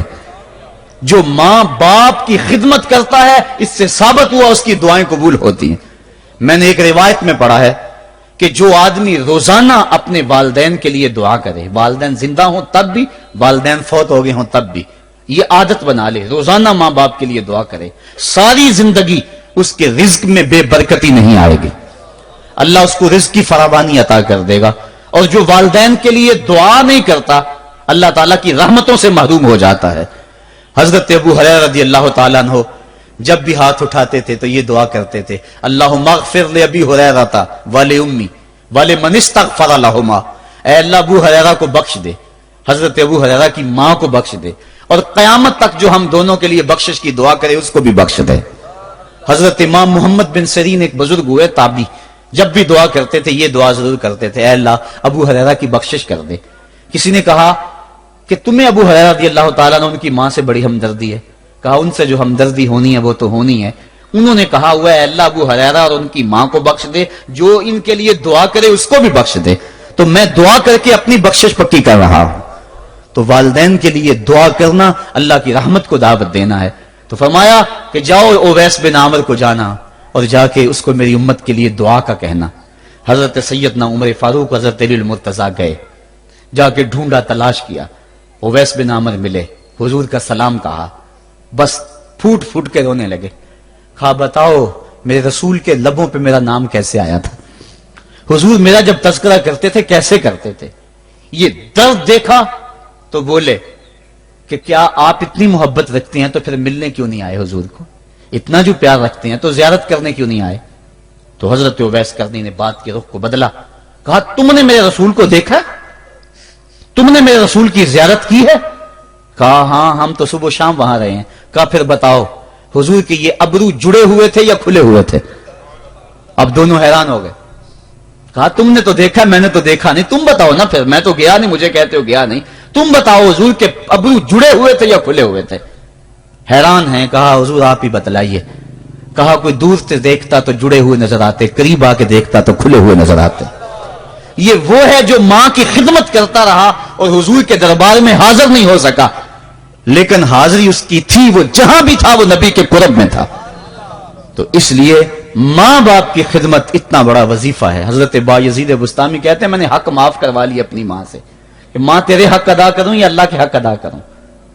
تو مجھے اپنے حق معاف کر دے، میں اللہ سے اپنے حق معاف کروا لیتا ہوں، اپنی اللہ کو راضی کر لیتا ہوں۔ جنگلوں میں گھومتے رہے، 12 سال بیت گئے، ایک دن دوبارہ آئے، بستام کی سمت سے گزرے، خیال آیا چلو ماں کو سلام کر جاؤں۔ تہجد کا وقت تھا، رات کا وقت تھا، دروازے پہ کھڑے رہ گئے کہ میری ماں سوئی ہوگی، میں نے کبھی کوئی خدمت نہیں کی ماں کی، تو اب اٹھا کے تکلیف کیوں دوں؟ ساری رات کھڑے رہے۔ جب تہجد کا وقت گزرا تو نالی سے پانی آیا، سمجھ گئے کہ میری ماں تہجد کے لیے اٹھی ہے، دروازے کے قریب ہو گئے تو ماں نے ہاتھ اٹھا لیے، کہا اللہ میرا بیٹا بایزید تیری طلب میں نکلا ہوا ہے، میں نے اسے اپنے حق معاف کر دیے، تو اس کو اپنا وصال عطا کر دے۔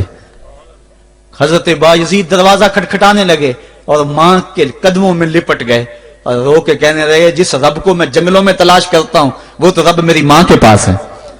تو ماں کی دعاؤں میں اللہ کی رضا ہے، ماں راضی ہو جائے تو سمجھ لو خدا راضی ہے۔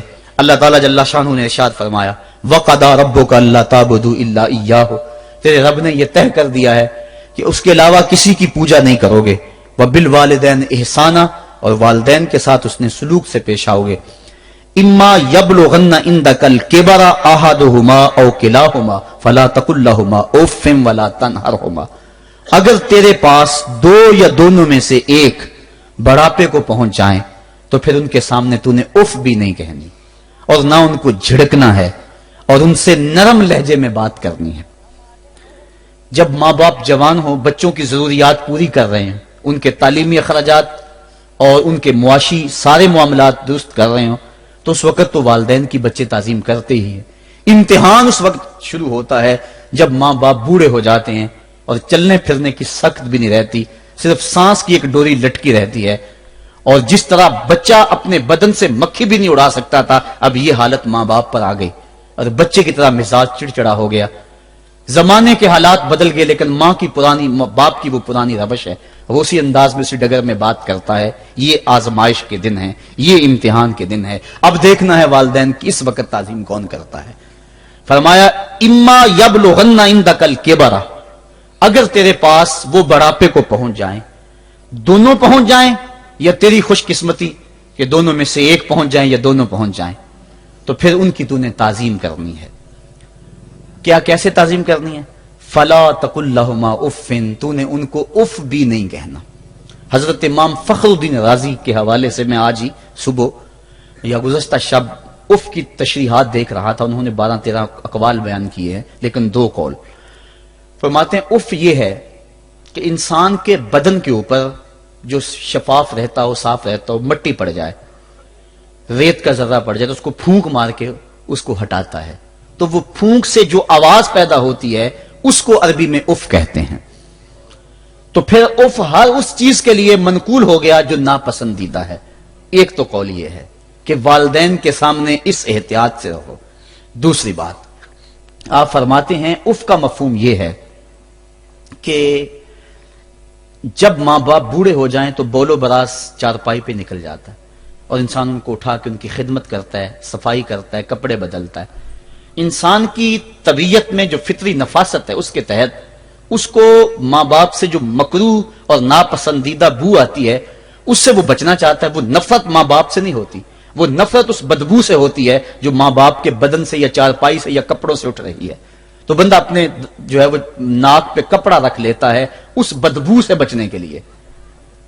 تو اف کے مفہوم کو بیان کرتے ہوئے حضرت امام راضی کہتے ہیں کہ انسان کو اس بات سے بھی روکا گیا ہے کہ تو اپنے ناک پہ کپڑا رکھ کے اگر ان کو صفائی کر رہا ہوگا تو ماں باپ کے نازک دل پہ کہیں یہ بوجھ نہ آ جائے کہ میرا بیٹا مجھ سے نفرت کر رہا ہے. اس لیے والدین کی تعظیم کا عالم یہ ہے کہ تو کھلے ناک سے ان کی خدمت کرے اور وہ بدبو سہتا رہے اور اپنے ناک کے اوپر کپڑا بھی نہ رکھے کہ تیرے ماں اور تیرے باپ کے دل کے اندر اتنا خلال اور ملال بھی پیدا نہ ہو. یہ ہے اف کا زمرہ. حضرت امام حسن رضی اللہ تعالیٰ عنہ نے ساری زندگی اپنی والدہ حضرت فاطمہ زہرا کے ساتھ بیٹھ کے کھانا نہیں کھایا تھا. ایک دن حضرت سیدہ فاطمہ نے فرمایا کہ بیٹا میرا جی چاہتا ہے کہ میرے ساتھ تم بیٹھ کے کھانا کھاؤ, لیکن تم نے کبھی بھی میرے ساتھ بیٹھ کے کھانا نہیں کھایا, کیا وجہ ہے اس کی؟ تو حضرت امام حسن فرمانے لگے, عرض کرنے لگے, امی میں اس ڈر سے آپ کے پاس بیٹھ کے کھانا نہیں کھاتا کہ کہیں کسی لقمے کی طرف آپ کی نظر بڑھ جائے اور میں عدم آگہی کی وجہ سے اپنے ہاتھ کو اس لقمے کے پہ ڈال لوں اور نہ جان سکوں کہ اس لقمے کو اٹھانے کا ارادہ میری ماں کے دل میں پیدا ہو چکا ہے اور میں اللہ کی رحمتوں سے محروم ہو جاؤں. اس ڈر سے میں آپ کے ساتھ بیٹھ کے کھانا نہیں کھایا کرتا. یعنی ماں باپ کی تعظیم کا عالم یہ ہے, اف تک نہ کہو. حضرت سعید بن المسیب رضی اللہ تعالی عنہ جلیل القدر تابعی ہیں, وہ فرماتے ہیں کہ والدین کے سامنے بیٹے کی حالت کیا ہونی چاہیے. وہ فرماتے ہیں جس طرح بھاگا ہوا غلام پکڑا جائے اور اس کو پکڑ کے جو ہے وہ آقا کے سامنے پیش کر دیا جائے, تو اس بھاگے ہوئے غلام کو پکڑ کے جب آقا کے سامنے پیش کر دیا جائے تو جو حالت اس غلام کی ہوتی ہے بیٹے کی حالت یہ ماں باپ کے سامنے ہونی چاہیے. اب ان بیٹوں کو سوچنا چاہیے جو اپنے ماں باپ کو دقیانوسی کا تانا دیتے ہیں اور سمجھتے ہیں یہ اولڈ فیشن ہے, انہیں کیا پتا زمانہ کہاں چلا گیا ہے, اور ان کے فیصلوں کو مسترد کرتے ہیں. علماء نے اس بات کو تفصیل کے ساتھ بیان کیا ہے کہ شریعت کے جو قطعی ضابطے ہیں ان ضابطوں اور ان قوانین کو اور ان معاملات میں تو والدین کی فرما برداری نہیں ہوگی اللہ کی اگر معصیت ہوتی ہو, لیکن جو معاملے شک والے ہیں وہاں ماں باپ کے قول کو ترجیح دی جائے. تو فرمایا ان کے سامنے اف بھی نہیں کہنی, وَقُلْ لَهُمَا قَوْلًا كَرِيمًا, اور ان سے نرم لہجے میں بات کرنی ہے. وَخْفِضْ لَهُمَا جَنَاحَ الذُّلِّ مِنَ الرَّحْمَةِ, اور ان سے بات اور ان کے لیے اپنے بازو بچھا لینے ہیں نرم دلی کی وجہ سے, نرمی کی وجہ سے. جب جانور زمین کی طرف رخ کرتا ہے اوپر سے نیچے کی طرف آتا ہے تو اپنے پروں کو سکیڑ لیتا ہے, تو اس کے لیے یہ لفظ بولے جاتے ہیں وَخْفِضْ لَهُمَا جَنَاحَ. تو اللہ تعالیٰ فرمایا جس طرح وہ جانور عزت سے اپنے بازو سکیڑ لیتا ہے اور پھیلاتا نہیں ہے, والدین کے سامنے تیری اکڑ, تیرا عہدہ, تیرا منصب, تیری شانیں, تو بڑا اونچا ہے, لوگ تجھے سلوٹ کرتے ہیں, تیرے ہاتھ چومتے ہیں, تجھے سلام کرتے ہیں, اونچی کرسیوں پہ تو بیٹھتا ہے, لیکن وہ سب وہاں چھوڑ دے اور ماں کے قدموں میں عاجز بن کے بیٹھ جا, باپ کے قدموں میں عاجز بن کے بیٹھ جا. وہاں اپنی اس کسی چیز کا لحاظ رکھ, پرندہ اوپر کوڑے تو پر کھولے, لیکن جب نیچے آئے تو پروں کو سمیٹ لے. تیرا عہدہ, تیرا منصب باہر رہے, جب ماں باپ کے پاس آئے اس وقت تو مؤدب غلام کی صورت میں اپنے والدین کے سامنے کھڑا. نام سنا ہوگا محمود غزنوی اور ایاز کا, ان کا باہم محبت کا رشتہ بہت گہرا تھا. ایاز ٹوٹ کے چاہتا تھا بادشاہ کو, اب دیگر مصاحبین حسد کرتے تھے, بغض رکھتے تھے, وہ کہتے تھے یہ کوئی کیا اس میں کرشمہ اور کمال ہے کہ بادشاہ اس کو اتنا ہی چاہتا ہے. تو بادشاہ جب ان وزراء کا, مشیروں کا حسد حد سے بڑا ہوا دیکھا تو ایک دن سب کو اپنے دربار میں حاضر کیا دربار میں ایک تالاب تھا، تو اس میں مٹھی بھر کے موتیوں کی پھینک دی اور ایک وزیر کو کہا کہ یہ موتی نکال کے لاؤ اور یہ خیال کرنا کہ تمہارا لباس بھی تمہارا بدن بھی نہیں بھیگنا چاہیے۔ تو سب نے کہا کہ یہ عجیب بات ہے کہ حوض کی تہ سے موتی نکال کے لائیں اور لباس بھی نہ بھیگے اور بدن بھی نہ بھیگے، یہ تو لازمی ہوگا۔ پھر دوسرے وزیر کو کہتا کہ یہ موتی نکال کے لاؤ، تمہارا لباس بھی نہیں بھیگنا چاہیے، تمہارا بدن بھی نہیں بھیگنا چاہیے۔ تو وہ آگے سے حجت کرتا یہ کیسے ہو سکتا ہے کہ بدن بھی اور لباس بھی نہ بھیگے اور موتی بھی نکال لاؤں؟ تیسرے کو، چوتھے کو، پانچویں کو، ہر ایک آگے سے حجت کرے یہ کیسے ہو سکتا ہے؟ پھر ایاز آ گیا، تو بادشاہ نے ایاز کو کہا کہ یہ موتی نکال کے لانے ہیں اور تمہارا لباس بھی اور تمہارا بدن بھی نہیں بھیگنا چاہیے۔ ایاز نے فوراً چھلانگ لگائی اور موتی نکالے۔ جب باہر نکلا تو بدن اور لباس پانی سے نچڑ رہا تھا، تو ایسے موتی بادشاہ کو پیش کیے اور بدن کپ کپا رہا تھا۔ تو بادشاہ بڑے غصے سے کہا کہ ایاز تمہارا بدن بھیگ گیا، تمہارے کپڑے بھی بھیگ گئے، میں نے کہا تھا لباس بھی نہیں بھیگنا چاہیے، کپڑے بھی نہیں بھیگنے چاہیے۔ تو ایاز بڑی لجاجت سے عرض کرنے لگا، بادشاہ سلامت، آپ کے دو حکم تھے، ایک یہ کہ موتی نکال کے لانے ہیں، دوسرا حکم یہ تھا کہ لباس اور کپڑے بھیگنے نہیں چاہیے۔ تو ایک حکم میں نے پورا کر دیا ہے، دوسرے کی معافی چاہتا ہوں۔ تو صاحب، اللہ نے حضرت انسان کے سینے میں جذبات کا ایک جہاں آباد کیا ہے، شیطان کو بھی انسان کے پیچھے لگا دیا اس کی آزمائش کے لیے، اس کے امتحان کے لیے۔ نفس بھی اس کے اندر موجود ہے، اور دوسری جانب اس کو گناہوں سے منع بھی کیا اور نیکی کی تلقین بھی کی۔ اب کتنی مشکل زندگی ہے حضرت انسان کی، آئی جان شکنجے اندر جویں ویلنے دے وچ گنا، کتنی مشکل زندگی ہے۔ خواہشیں ہیں کہ آوارہ ہیں، آرزویں ہیں کہ بے قابو ہیں، اور دوسری جانب اللہ کا حکم ہے۔ اب کیا کرے؟ تو گناہ کرنے کے بعد پھر اللہ کے حضور توبہ کر لے۔ جو ممرزد ہو جائے تو اس پر اکڑے نہ اور اس پہ مصر نہ رہے، اس پہ اصرار نہ کرے، بلکہ فوراً اللہ کے حضور توبہ کرے۔ گناہ کرنے کے بعد بندہ جب توبہ کرتا ہے، التائب من الذنب کمن لا ذنب لہ، تو وہ ایسے ہوتا ہے جس طرح اس نے گناہ کیا ہوا ہی نہیں۔ بندہ 100 بار گناہ کر کے توبہ کرے، اللہ 100 بار معاف فرما دے۔ وہ کریم ہے، 70 ماؤں سے زیادہ پیار کرتا ہے۔ تو بندے اس کی دہلیز پہ جب توبہ کرتے ہیں، رجوع کرتے ہیں اور اس سے معافی مانگتے ہیں، تو وہ یہ نہیں دیکھتا کہ یہ گناہ گار کتنا بڑا ہے، وہ یہ دیکھتا ہے کہ یہ میری دہلیز پہ آیا ہے اور اس کے ما قبل کے سارے گناہ معاف بھی کرتا ہے، بلکہ گناہوں کو بدل کے نیکیوں میں بھی تبدیل کر دیتا ہے۔ آئیے اب قرآن مجید میں ان لوگوں کی کہانی بھی پڑھیے جو اپنی زندگی کو اپنے مالک کے نام لگا چکے ہیں، اور ان سے اگر کوئی معاملہ سرزد ہو جاتا ہے تو وہ کس قدر اللہ سے ڈرتے ہیں۔ والذین یؤتون ما آتوا وقلوبہم وجلہ انہم الی ربہم راجعون۔ فرمایا کہ وہ لوگ جب ان سے کوئی خطا سرزد ہو جاتی ہے، کوئی گناہ ہو جاتا ہے، تو ان کے دل لرز جاتے ہیں، خوف خدا سے وہ کانپنے لگ جاتے ہیں۔ انہم الی ربہم راجعون، تو وہ اپنے رب کی طرف رجوع کرنے والے ہوتے ہیں۔ اگر ان سے کبھی کوئی گناہ سرزد ہو جائے، ان سے کوئی غلطی سرزد ہو جائے، تو پھر اس پہ ضد نہیں کرتے، اس پر مصر نہیں ہو جاتے، اس پر حجتیں اور دلیلیں نہیں لاتے، بلکہ وہ کیا کرتے ہیں؟ فوراً اللہ کے حضور رجوع کرتے ہیں اور معافی مانگتے ہیں۔ اور اللہ کو یہ بہت پسند ہے کہ کوئی مجھ سے معافی مانگے، اور اللہ انہیں معاف کر دیتا ہے۔ اللہ اکبر۔ حضرت عبداللہ ابن مسعود رضی اللہ تعالیٰ عنہ فرماتے ہیں کہ مومن کی یہ شان ہے کہ جب وہ گناہ کر بیٹھے تو وہ یوں محسوس کرتا ہے جس طرح پہاڑ تلے آ گیا ہے۔ یہ اس کی کیفیت ہے کہ گناہ کرنے کے بعد، نافرمانی کرنے کے بعد اس کا دل لرز اٹھتا ہے۔ وَقُلُوبُهُمْ وَجِلَةٌ، تو حضرت عبداللہ ابن مسعود فرماتے ہیں یوں محسوس کرتے ہیں جس طرح پہاڑ تلے آ گیا ہے، اور پہاڑ ابھی گر جائے گا اور انہیں کچل دے گا۔ تو وہ جلدی جلدی تلافی کرتے ہیں، توبہ کرتے ہیں، رجوع اللہ کرتے ہیں تاکہ ہمارا گناہ معاف ہو جائے۔ اور منافق کی مثال بھی بیان کی گئی، جب وہ گناہ کرتا ہے تو یوں محسوس کرتا ہے جیسے بدن پہ مکھی بیٹھی تھی، ہلکے اشارے سے اڑا دی۔ سویر سے لے کر شام تک کتنی بار ہم اپنے بدن پہ بیٹھی مکھیاں اڑا دیتے ہیں اور ہمیں شام کو یاد بھی نہیں ہوتا کہ یہ عمل ہم نے کتنی بار کیا ہے۔ میں اور آپ اپنے اندر اتر کر کے دیکھ سکتے ہیں ہماری کیفیت باطن کیا ہے۔ نمازیں چھوڑی، جھوٹ بولا، غیبت کی، چغلی کی، کسی کا دل دکھایا، کسی کو تکلیف دی، گالی گلوچ کیا، سب و شتم کیا، سویر سے شام تک کیا کیا گناہ کیے، کبھی خیال بھٹکے، کبھی سوچیں آوارہ ہوئیں، کبھی نگاہوں نے بدکاریاں کی، کبھی زبان نے جرم کیے، اور شام کو ہمیں یاد بھی نہیں ہوتا کہ آج ہم نے کیا کیا جرائم کیے، آج ہم نے کیا کیا گناہ کیے۔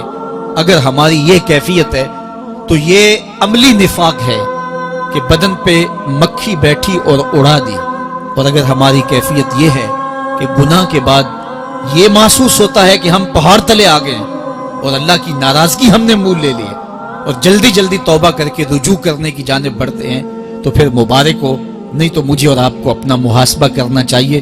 ہمارے دلوں پر زنگ چڑھ گئے ہیں اور ہماری کیفیت یہ ہو گئی ہے کہ گناہ کرنے کے بعد بھی ہم ڈٹے رہتے ہیں، جبکہ زندگی اصحاب رسول کی دیکھیے ان سے بھی کبھی کوئی خطا سرزد ہو جاتی تو وہ فوراً اس گناہ کی تلافی کے لیے حضور کی بارگاہ میں حاضر ہو جاتے۔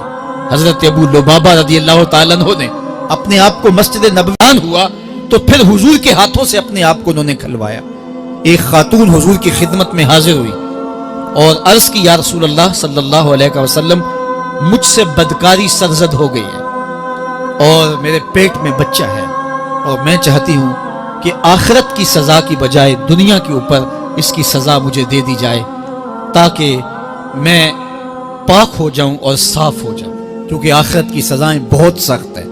اللہ کے محبوب علیہ السلام نے جبریل امین سے ایک دن پوچھا تھا، مجھے جہنم کے عذابوں کا ذکر سناؤ، تو عرض کی، یا رسول اللہ صلی اللہ علیہ وسلم، سب سے ہلکا عذاب، اخف العذاب، ہلکا ترین عذاب یہ ہے کہ جہنمی کے پاؤں میں آگ کے جوتے رکھے جائیں گے، باقی اس کے پورے بدن پہ آگ نہیں ہوگی، صرف آگ کے جوتے اس کو پہنائے جائیں گے، لیکن اس کی حدت، گرمی اور شدت اتنی ہوگی، یغلی منہما دماغہ، اس کی شدت سے اس کا دماغ پگھل کر ناک اور کانوں کے ذریعے سے باہر آنا شروع ہو جائے گا۔ یہ سب سے ہلکے عذاب کی کیفیت ہے، اور جو عذاب سخت ہیں، الیاذ باللہ، اللہ تعالیٰ قرآن مجید میں فرماتا ہے، ثم لا يموت فيها ولا يحيى، اس بڑے عذاب کا ذکر کیا جو جہنمیوں کو دیا جائے گا، فرمایا اس عذاب کی کیفیت یہ ہوگی، بندہ نہ جیے گا نہ مرے گا۔ جیے گا اس لیے نہیں کہ آگے اور پیچھے، دائیں اور بائیں آگ ہی آگ ہوگی، تو اس آگ میں جینا کو جینا تو نہیں ہوگا، اور مرے گا اس لیے نہیں کہ موت کو موت آ چکی ہوگی۔ جنت میں جنتیوں کو ایک ہی ڈر اور خدشہ ہوگا کہیں موت نہ آ جائے، اور جہنمیوں کو ایک ہی امید ہوگی کہیں موت آ جائے اور جان چھوٹ جائے۔ اللہ تعالیٰ مینڈے کی شکل میں موت کو لائے گا اور موت کو ذبح کیا جائے گا۔ جنتی جنت سے اور جہنمی جہنم سے دیکھ رہے ہوں گے، جب موت کو ذبح کر دیا جائے گا، اب موت نہیں ہے، تو جنتی اتنے خوش ہو جائیں گے کہ اگر موت کو موت نہ آئی ہوتی تو یہ خوشی سے مر جاتے، اور جہنمی اتنے مایوس، دکھی اور پریشان ہوں گے کہ اگر موت کو موت نہ آئی ہوتی تو یہ صدمے سے مر جاتے، تو وہ کانوں کے راستے سے باہر آ جائے۔ تو اس نے عرض کی، یا رسول اللہ صلی اللہ علیہ وسلم، میرے اوپر حد جاری کر دیجئے، اور اس نے کہا کہ میرے پیٹ میں جو ہے وہ بچہ ہے۔ اللہ کے محبوب علیہ السلام نے فرمایا، جاؤ جب بچہ پیدا ہو تو پھر آنا۔ وہ چلی گئی، تو جب بچہ پیدا ہوا تو گود میں اٹھائے پھر حضور کی خدمت میں حاضر ہوئے اور عرض کی، یا رسول اللہ، یہ ہے بچہ جو میں نے گناہ کیا تھا، بدکاری کی تھی، آج یہ اس کی نشانی ہے۔ تو اللہ کے محبوب علیہ السلام نے فرمایا کہ اسے لے جاؤ اور اسے دودھ پلاؤ، اور جب یہ کچھ کھانے پینے لگ جائے گا تو پھر آنا۔ تو تھوڑی دیر کے بعد، کچھ دنوں کے بعد، وہ دوبارہ حاضر ہوئی اور اس نے اس بچے کے ہاتھ میں روٹی کا ٹکڑا دیا ہوا تھا، اور عرض کی، یا رسول اللہ، دیکھ لیجئے اب یہ روٹی کھانے لگ گیا ہے۔ اللہ اکبر۔ تو اللہ کے محبوب نے فرمایا، انہیں لے جاؤ اور جا کے انہیں سنسار کر دو۔ اس کی یہ حد بنتی تھی، اس کو سنسار کیا، اور اس نے خود یہ سزا اپنے لیے قبول کی۔ مائز ابن مالک اسلمی عرض کی یا رسول اللہ طہرنی، مجھے پاک کر دیجئے۔ میرے حضور نے فرمایا جاؤ اللہ سے معافی مانگو۔ وہ گئے اور معافی مانگی، بے چینی اتنی تھی، پھر آ گئے اور عرض کی طہرنی یا رسول اللہ، حضور مجھے پاک کر دیجئے۔ فرمایا جاؤ اللہ سے معافی مانگو۔ وہ گئے، معافی مانگی، پھر پلٹ آئے، تیسری مرتبہ، چوتھی مرتبہ۔ آقا کریم نے فرمایا فیما اطہرک، تمہیں کہا اللہ سے معافی مانگو، کریم ہے معاف کر دے گا، تم پھر پلٹ آتے ہو، تمہیں کس جرم سے پاک کروں؟ قال من الزنا، عرض کی مجھ سے بدکاری ہو گئی ہے اور میں چاہتا ہوں کہ دنیا پر فارغ ہو جاؤں۔ حضور نے فرمایا کہ اس کا توازن عقلی تو ٹھیک ہے؟ عرض کی حضور صحیح الحواس ہے۔ کہا کہ یہ نشے میں تو نہیں کہہ رہا، کسی نے اٹھ کے منہ سونگا؟ کہا حضور ایسی بات بھی نہیں ہے۔ فرمایا تم سوچ لو کیا کہہ رہے ہو؟ کہا حضور جو میں کہہ رہا ہوں وہ سچ کہہ رہا ہوں، مجھ سے گناہ سرزد ہو گیا اور میں چاہتا ہوں کہ دنیا پر ہی فارغ ہو جاؤں۔ اللہ کے محبوب علیہ السلام نے فرمایا کہ انہیں سنگسار کر دو۔ ماعز ابن مالک اسلمی کو سنگسار کر دیا گیا۔ جب ان کا جنازہ اٹھا تو حضور بھی جنازے کے جلوس میں تھے۔ کسی کی زبان سے نکلا لو ماعز نے گناہ کیا تھا، بس یہ بات سننے کی دیر تھی، اللہ کے محبوب کے چہرے پہ جلال آ گیا۔ فرمایا خبردار اگر کسی نے میرے ماعز پہ بات کی، میرے ماعز نے ایسی سچی توبہ کی ہے اگر روئے زمین کے تمام مسلمانوں میں بانٹ دی جائے لکفاہم، سب کی مغفرت ہو جائے، کہ انہوں نے اپنے آپ کو خود پیش کیا ہے۔ اب ماعز ابن مالک کا جنازہ اللہ کے رسول نے خود پڑھایا، بلکہ مسلم کتاب الحدود میں ہے کہ ان کے جنازے کے دوسرے دن یا تیسرے دن حضور ان کے ہاں تشریف لے گئے، اور جب آقا گئے وہم جلوسن، تو لوگ وہاں بیٹھے ہوئے تھے، تو یقین کیجئے کہ یہ وہ لوگ تھے کہ جن سے کبھی کوئی گناہ سرزد ہو جاتا تو وہ جلد توبہ کرتے، اور اس کی بڑی سے بڑی حد اور سزا بھی ہوتی تو وہ بھی کاٹنے کے لیے تیار ہو جاتے۔ میں اور آپ دیکھیں کہ ہماری زندگی میں اگر گناہ ہیں اور ہمیں سچی توبہ کی توفیق بھی نصیب نہیں ہے تو پھر ہم سوچ لیں کہ ہم کہاں کھڑے ہیں۔ دیکھیے اللہ دلوں کے بھید جانتا ہے۔ سچی توبہ یہ ہے کہ جو کیے پر ندامت ہو اور آئندہ نہ کرنے کا عزم مصمم ہو، پکا ارادہ ہو کہ یہ گناہ زندگی میں دوبارہ نہیں کروں گا۔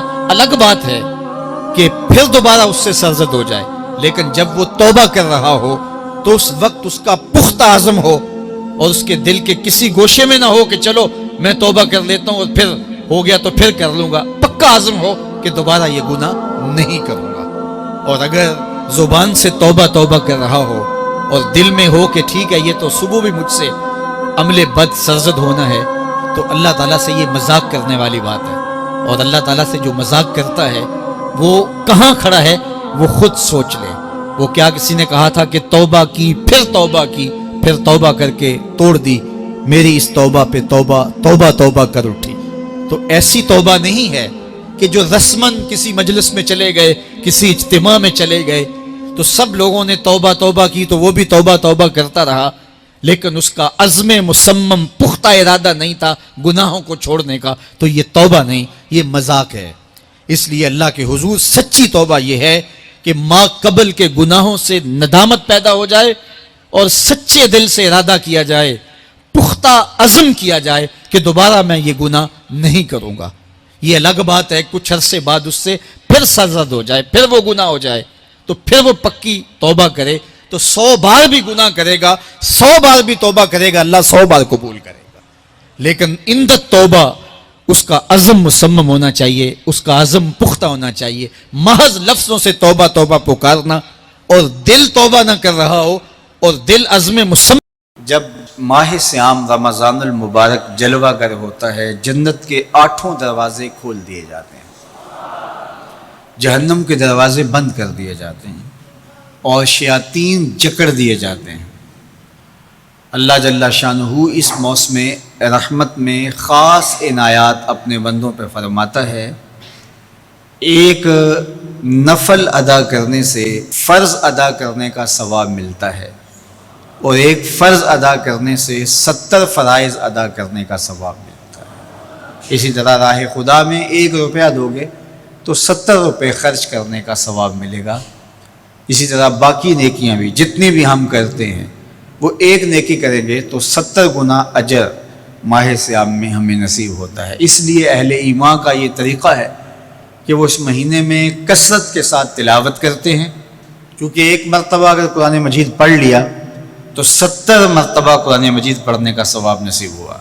ماہ صیام میں چونکہ شیطان بندھا ہوا ہوتا ہے تو ہم اپنے آپ کو نیکی کی طرف اگر لانا چاہیں تو اتنی رکاوٹیں نہیں ہوتی جتنی عام دنوں میں ہوتی ہیں، لیکن اس کے باوجود بہت سارے لوگ ہیں جو رات کو بڑا پکا ارادہ کر کے سوتے ہیں کہ میں صبح وقت پہ اٹھوں گا اور نوافل بھی پڑھوں گا اور نماز بھی ادا کروں گا، لیکن جب صبح ہوتی ہے تو انہیں یا تو جاگ نہیں آتی یا نیند سے بیدار ہو جاتے ہیں، بستر سے اٹھا نہیں جاتا۔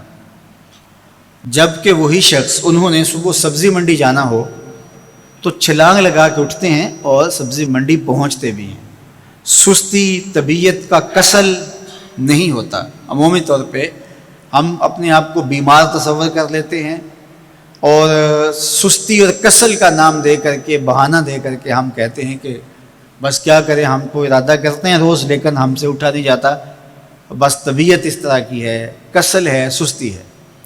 یہ بات ذہن میں رکھیے گا کہ ارادہ کرنے کے باوجود بھی صبح جب ہم اٹھ نہیں پاتے یا کوئی بھی نیکی کا کام ہم کرنے کا ارادہ کرتے ہیں تو ارادہ کرنے کے باوجود ارادہ ہی رہ جاتا ہے، ہم کر نہیں پاتے، تو اس کا سبب یہ ہوتا ہے کہ بہت سارے ہم گناہ کر چکے ہیں اور ان گناہوں کی وجہ سے ہم نیکی کی توفیق نہیں پاتے۔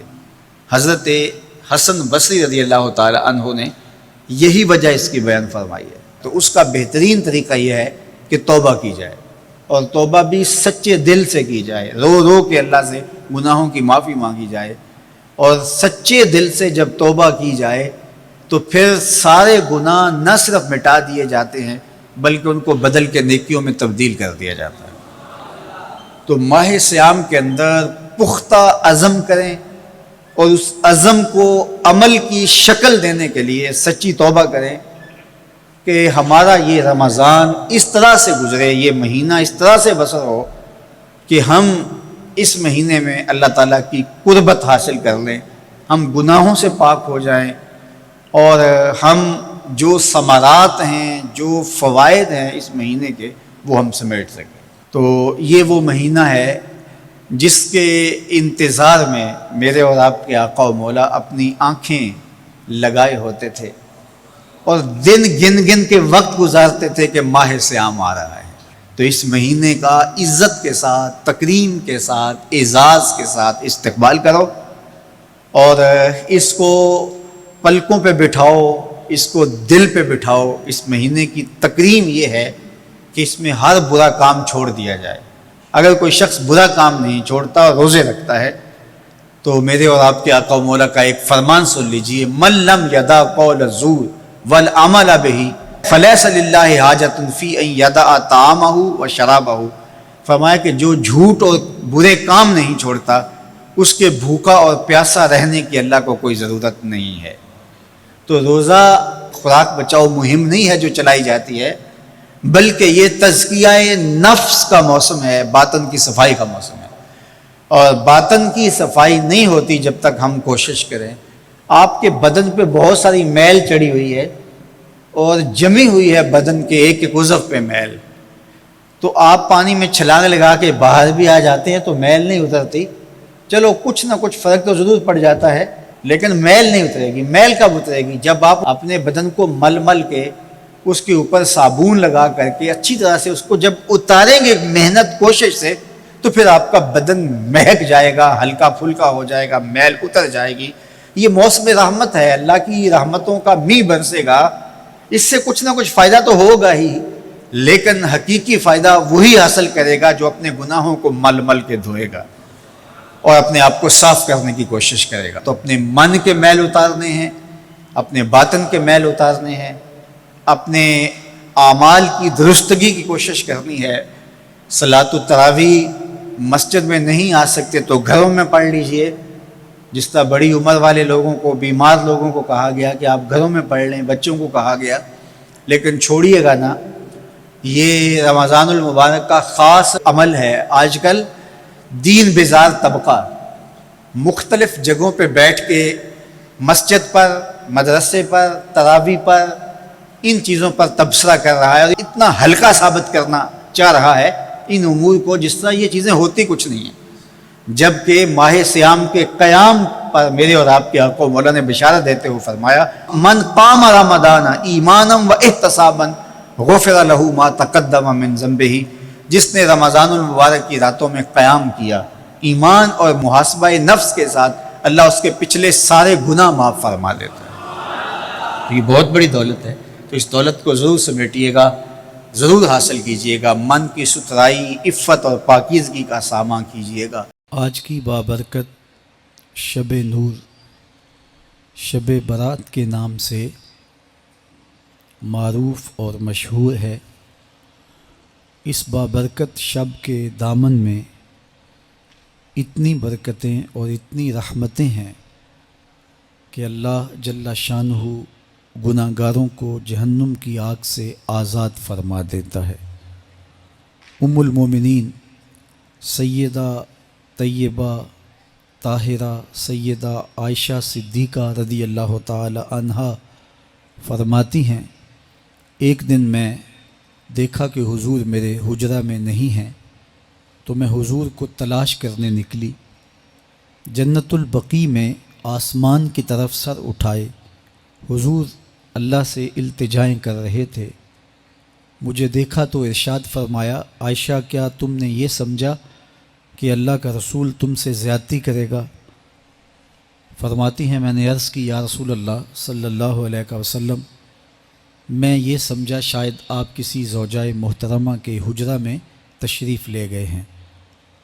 فرمایا آج لیلۃ النصف من شعبان، شعبان کی 15ویں رات ہے، درمیانی شب ہے۔ اس رات کو اللہ تعالیٰ جل شانہ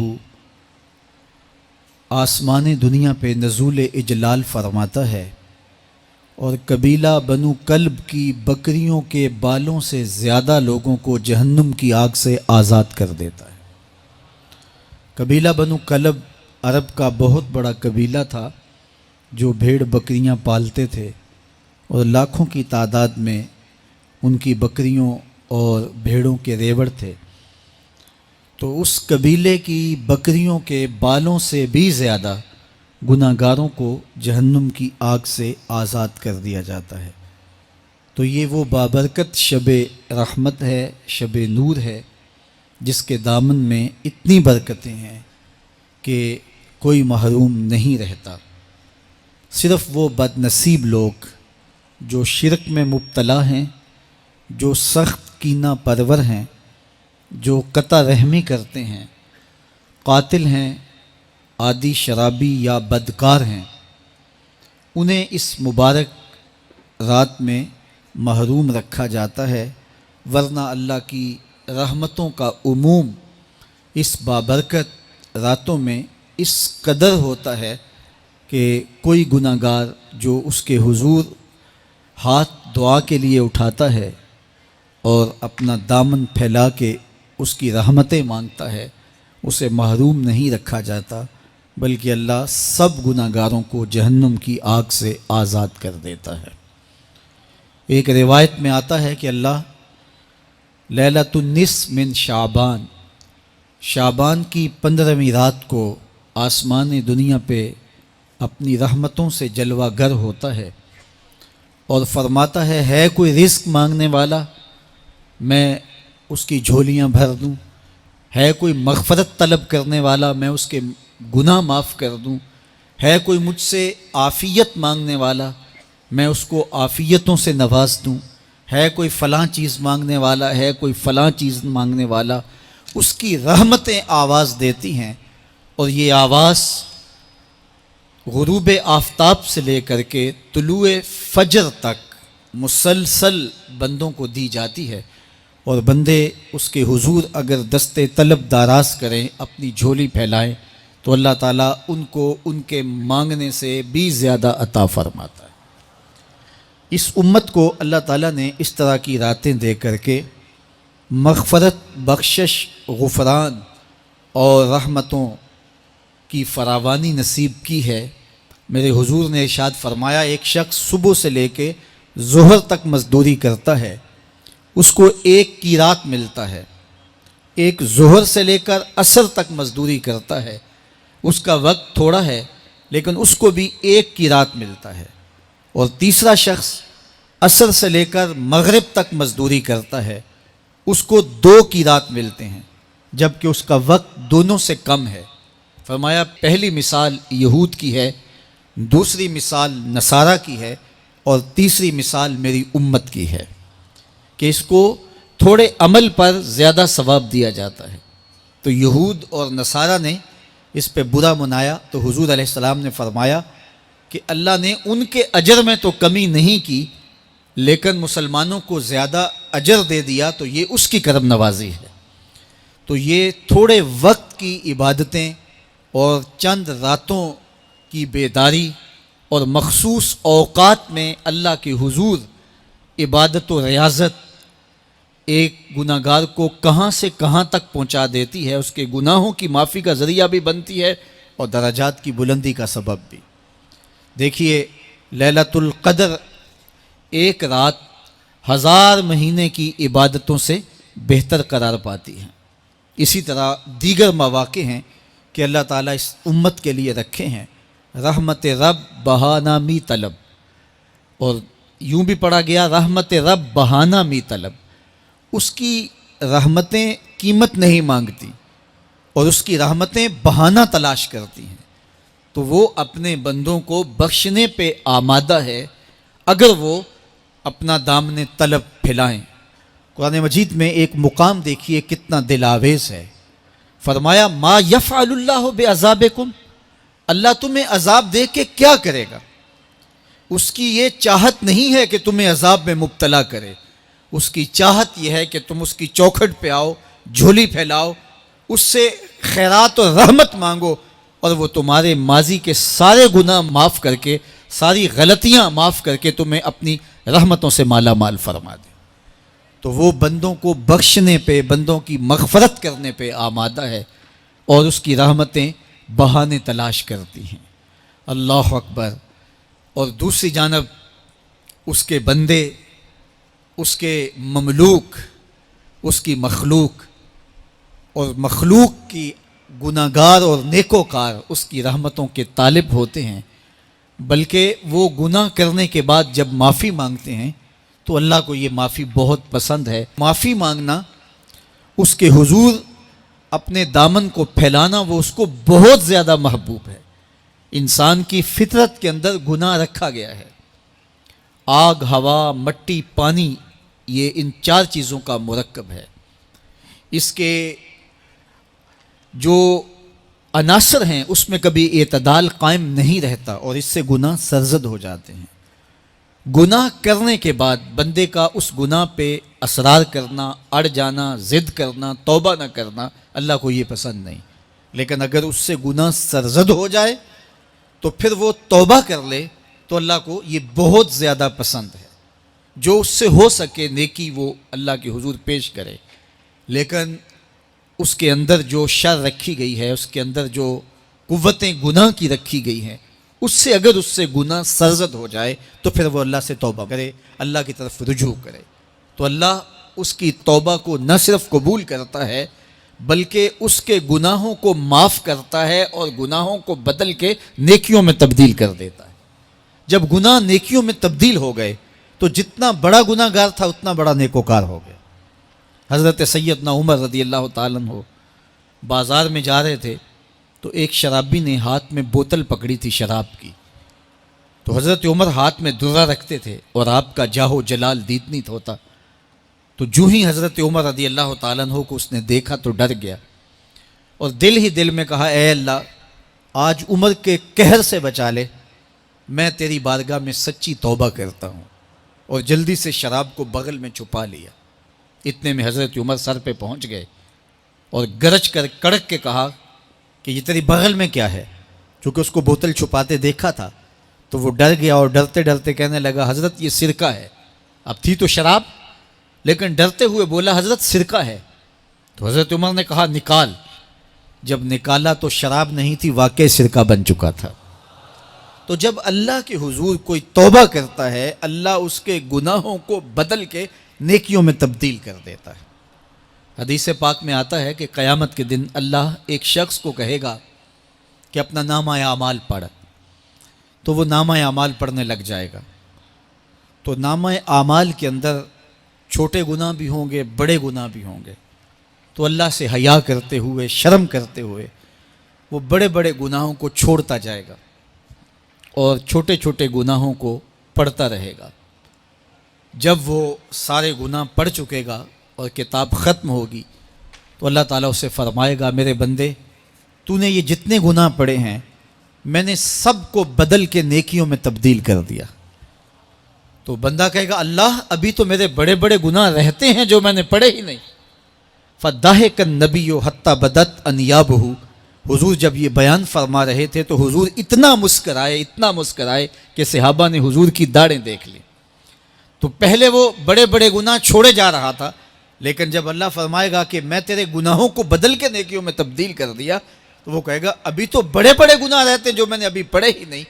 تو جب کوئی بندہ اس کے حضور توبہ کرتا ہے، اللہ یہ نہیں دیکھتا اس نے گناہ کتنے کیے ہیں، یہ دیکھتا ہے بندہ آیا میری چوکھٹ پہ ہے تو اللہ اس کے پچھلے سارے گناہ معاف فرما دیتا ہے. اللہ اکبر. میرے اور آپ کے آقا و مولا نے اللہ کے حضور توبہ کرنے اور اس پر اللہ کی خوشی اور اللہ کی خوشنودی کا ذکر کرتے ہوئے ایک مثال بیان فرمائی کہ ایک شخص صحرا میں سفر کر رہا تھا، تو وہ ایک درخت کے نیچے دوپہر کاٹنے کے لیے، سستانے کے لیے رک گیا اور درخت کے ساتھ اپنے اونٹ کو باندھ دیا اور خود لیٹ گیا تاکہ دوپہر کاٹ لوں. تھوڑی دیر کے بعد جب اس کی آنکھ کھلی تو اس نے کیا دیکھا کہ اونٹ ماں ساز و سامان کے ساتھ غائب ہے. اب صحرا میں اونٹ کا گم ہو جانا گویا زندگی چلے جانے کے مترادف ہے. تو اس نے دائیں بائیں بھاگ دوڑ کے دیکھا کہ کہیں اونٹ کا نشان مل جائے، لیکن اونٹ کا نشان نہیں ملا. تا حد نظر کوئی انسانی آبادی نہیں. وہ بھاگا اور تھک ہار کے دوبارہ اسی درخت کے نیچے بیٹھ گیا اور پیاس سے ہلکان ہوا جا رہا تھا اور درخت کے ساتھ ٹیک لگا کے لیٹ گیا اور موت کا انتظار کرنے لگا. جن لوگوں نے صحرا کا سفر کیا ہے ان کو اس بات کا اندازہ ہوگا کہ کئی 100 میل تک انسانی آبادی ہی نہیں. اب نہ کچھ کھانے کے لیے بچا، نہ کچھ پینے کے لیے بچا. اونٹ بھی غائب ہو گیا، توشا بھی ساتھ ہی چلا گیا. تو اب ظاہر ہے سیدھی موت ہی نظر آ رہی ہے. تو وہ اس درخت کے ساتھ ٹیک لگا کے بیٹھ جاتا ہے اور موت کا منتظر ہوتا ہے. تھوڑی دیر کے بعد پھر اس کی دوبارہ آنکھ لگ جاتی ہے. جب دوبارہ آنکھ لگتی ہے تو تھوڑی دیر بعد پھر آنکھ کھلتی ہے. جب دوبارہ آنکھ کھلتی ہے تو دیکھتا ہے کہ اونٹ جو گما تھا ماں ساز و سامان کے اس کے پاس کھڑا ہے. تو صحرا میں اس حالت میں اونٹ کا مل جانا زندگی مل جانے کے مترادف ہے. تو وہ اتنا خوش ہوا کہ خوشی کی انتہا نہ رہی، بلکہ مسرتوں کے ہجوم میں درک گیا اور کہنے کیا لگا، اللہم انت عبدی و انا ربک. اے اللہ تو میرا بندہ اور میں تیرا رب. کہنا تو یہ تھا کہ تو میرا رب اور میں تیرا بندہ، لیکن مسرتوں کا ہجوم ہی اتنا تھا، خوشیوں کا ہجوم ہی اتنا تھا کہ زبان پہ قابو نہ رہا. کسی کے آنے سے ایسے ہوش اڑے ساقی کے، شراب سیخ پہ ڈالی اور بوتل میں کباب. کہنا یہ تھا اللہم انت ربی وانا عبدو کا، لیکن اس قدر خوش ہوا جب بھی تیری قربت کے امکان نظر آئے ہم اتنے خوش ہوئے کہ پریشان نظر آئے. تو کہنا یہ تھا کہ اے اللہ تو میرا رب اور میں تیرا بندہ، لیکن خوشیوں کے ہجوم میں وہ کہتا ہے اللہم انت عبدی وانا ربو کا. اے اللہ تو میرا بندہ اور میں تیرا رب. حضور یہ بات بیان کرنے کے بعد صحابہ سے پوچھتے ہیں کہ ذرا بتاؤ اس بندے کو کتنی خوشی ہوئی کہ خوشی میں زبان بھی قابو نہ رہی اور اپنے آپ پہ کنٹرول نہ رہا، اور خوشیوں کے ہجوم میں اسے یہ بھی پتہ نہیں چل رہا کہ وہ کیا بول رہا ہے. تو صحابہ نے عرض کی حضور بہت زیادہ اسے خوشی ہوئی. تو میرے حضور نے یہ بات کرنے کے بعد ارشاد فرمایا، جس طرح اس کو گما ہوا اونٹ ملا اور اس کی خوشی کی انتہا نہ رہی، تو فرمایا جب کوئی شخص توبہ کرتا ہے اور اللہ کی حضور پلٹ کے آتا ہے، گناہوں سے معافی مانگ کے اس کی دہلیز پہ آتا ہے، میرے حضور نے فرمایا اللہ اس سے بھی زیادہ خوش ہوتا ہے کہ میرا بندہ میری چوکھٹ پہ آ گیا ہے.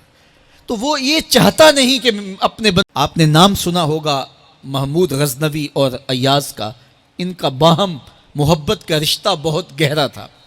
ایاز ٹوٹ کے چاہتا تھا بادشاہ کو۔ اب دیگر مصاحبین حسد کرتے تھے، بغض رکھتے تھے، وہ کہتے تھے یہ کوئی کیا اس میں کرشمہ اور کمال ہے کہ بادشاہ اس کو اتنا ہی چاہتا ہے۔ تو بادشاہ جب ان وزراء کا، مشیروں کا حسد حد سے بڑا ہوا دیکھا تو ایک دن سب کو اپنے دربار میں حاضر کیا۔ دربار میں ایک تالاب تھا، تو اس میں مٹھی بھر کے موتیوں کی پھینک دی، اور ایک ایک وزیر کو کہا کہ یہ موتی نکال کے لاؤ، اور یہ خیال کرنا کہ تمہارا لباس بھی، تمہارا بدن بھی نہیں بھیگنا چاہیے۔ تو سب نے کہا کہ یہ عجیب بات ہے کہ حوض کی تہہ سے موتی نکال کے لائیں اور لباس بھی نہ بھیگے اور بدن بھی نہ بھیگے، یہ تو لازمی ہوگا۔ پھر دوسرے وزیر کو کہتا کہ یہ موتی نکال کے لاؤ، تمہارا لباس بھی نہیں بھیگنا چاہیے، تمہارا بدن بھی نہیں بھیگنا چاہیے۔ تو وہ آگے سے حجت کرتا یہ کیسے ہو سکتا ہے کہ بدن بھی اور لباس بھی نہ بھیگے اور موتی بھی نکال لاؤں؟ تیسرے کو، چوتھے کو، پانچویں کو، ہر ایک آگے سے حجت کرے، یہ کیسے ہو سکتا ہے؟ پھر ایاز آ گیا، تو بادشاہ نے ایاز کو کہا کہ یہ موتی نکال کے لانے ہیں اور تمہارا لباس بھی اور تمہارا بدن بھی نہیں بھیگنا چاہیے۔ ایاز نے فوراً چھلانگ لگائی اور موتی نکالے۔ جب باہر نکلا تو بدن اور لباس پانی سے نچڑ رہا تھا، تو ایسے موتی بادشاہ کو پیش کیے اور بدن کپ کپا رہا تھا۔ تو بادشاہ بڑے غصے سے کہا کہ ایاز، تمہارا بدن بھیگ گیا، تمہارے کپڑے بھی بھیگ گئے، میں نے کہا تھا لباس بھی نہیں بھیگنا چاہیے، کپڑے بھی نہیں بھیگنے چاہیے۔ تو ایاز بڑی لجاجت سے عرض کرنے لگا، بادشاہ سلامت، آپ کے دو حکم تھے، ایک یہ کہ موتی نکال کے لانے ہیں، دوسرا حکم یہ تھا کہ لباس اور کپڑے بھیگنے نہیں چاہیے۔ تو ایک حکم میں نے پورا کر دیا ہے، دوسرے کی معافی چاہتا ہوں۔ تو صاحب، اللہ نے حضرت انسان کے سینے میں جذبات کا ایک جہاں آباد کیا ہے، شیطان کو بھی انسان کے پیچھے لگا دیا، اس کی آزمائش کے لیے، اس کے امتحان کے لیے۔ نفس بھی اس کے اندر موجود ہے، اور دوسری جانب اس کو گناہوں سے منع بھی کیا اور نیکی کی تلقین بھی کی۔ اب کتنی مشکل زندگی ہے حضرت انسان کی، آئی جان شکنجے اندر جویں ویلنے دے وچ گنا، کتنی مشکل زندگی ہے۔ خواہشیں ہیں کہ آوارہ ہیں، آرزویں ہیں کہ بے قابو ہیں، اور دوسری جانب اللہ کا حکم ہے۔ اب کیا کرے؟ تو گناہ کرنے کے بعد پھر اللہ کے حضور توبہ کر لے، جو ممکن ہو وہ نیکی کرے، اور گناہ سے مقدور بچنے کی کوشش کرے، لیکن بشری تقاضوں کے تحت اگر اس سے گناہ کبھی سرزد ہو جائے تو اس پر اکڑے نہ اور اس پہ مصر نہ رہے، اس پہ اصرار نہ کرے، بلکہ فوراً اللہ کے حضور توبہ کرے۔ گناہ کرنے کے بعد بندہ جب توبہ کرتا ہے، التائب من الذنب کمن لا ذنب لہ، تو وہ ایسے ہوتا ہے جس طرح اس نے گناہ کیا ہوا ہی نہیں۔ بندہ 100 بار گناہ کر کے توبہ کرے، اللہ 100 بار معاف فرما دیتا۔ وہ کریم ہے، 70 ماؤں سے زیادہ پیار کرتا ہے۔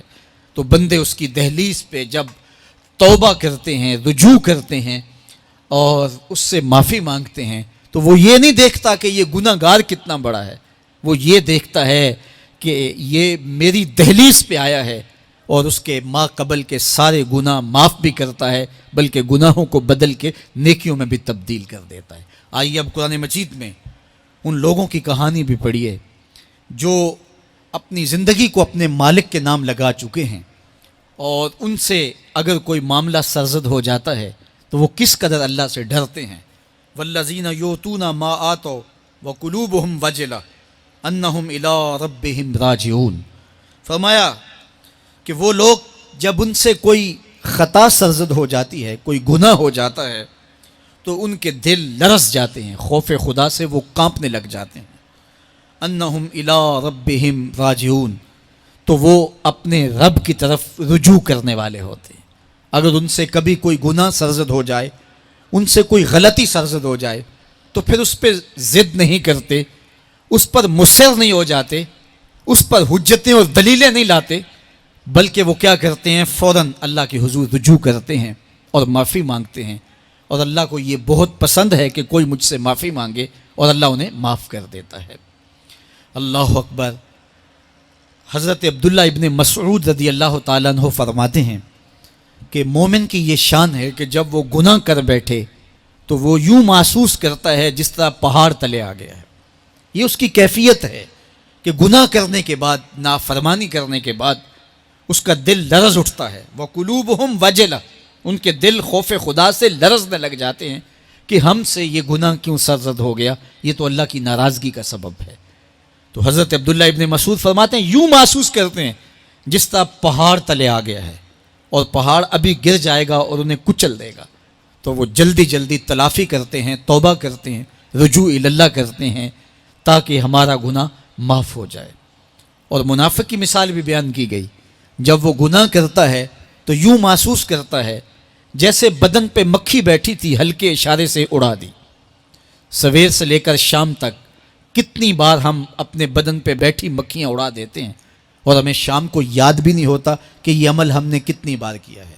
میں اور آپ اپنے اندر اتر کر کے دیکھ سکتے ہیں ہماری کیفیت باطن کیا ہے.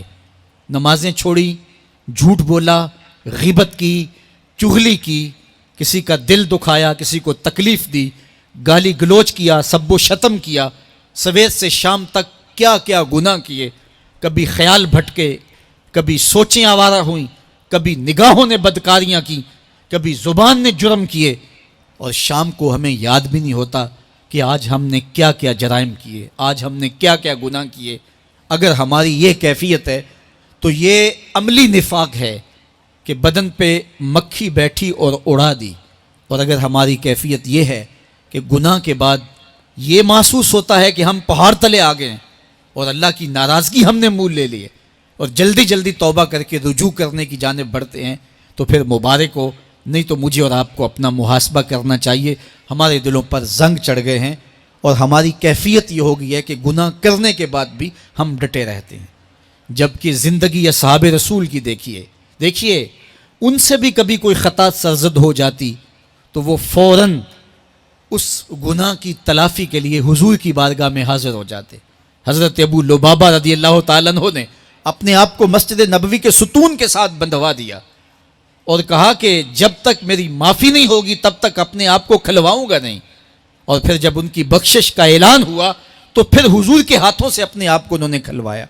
ایک خاتون حضور کی خدمت میں حاضر ہوئی اور عرض کی یا رسول اللہ صلی اللہ علیہ وسلم، مجھ سے بدکاری سرزد ہو گئی ہے اور میرے پیٹ میں بچہ ہے اور میں چاہتی ہوں کہ آخرت کی سزا کی بجائے دنیا کے اوپر اس کی سزا مجھے دے دی جائے تاکہ میں پاک ہو جاؤں اور صاف ہو جاؤں، کیونکہ آخرت کی سزائیں بہت سخت ہیں.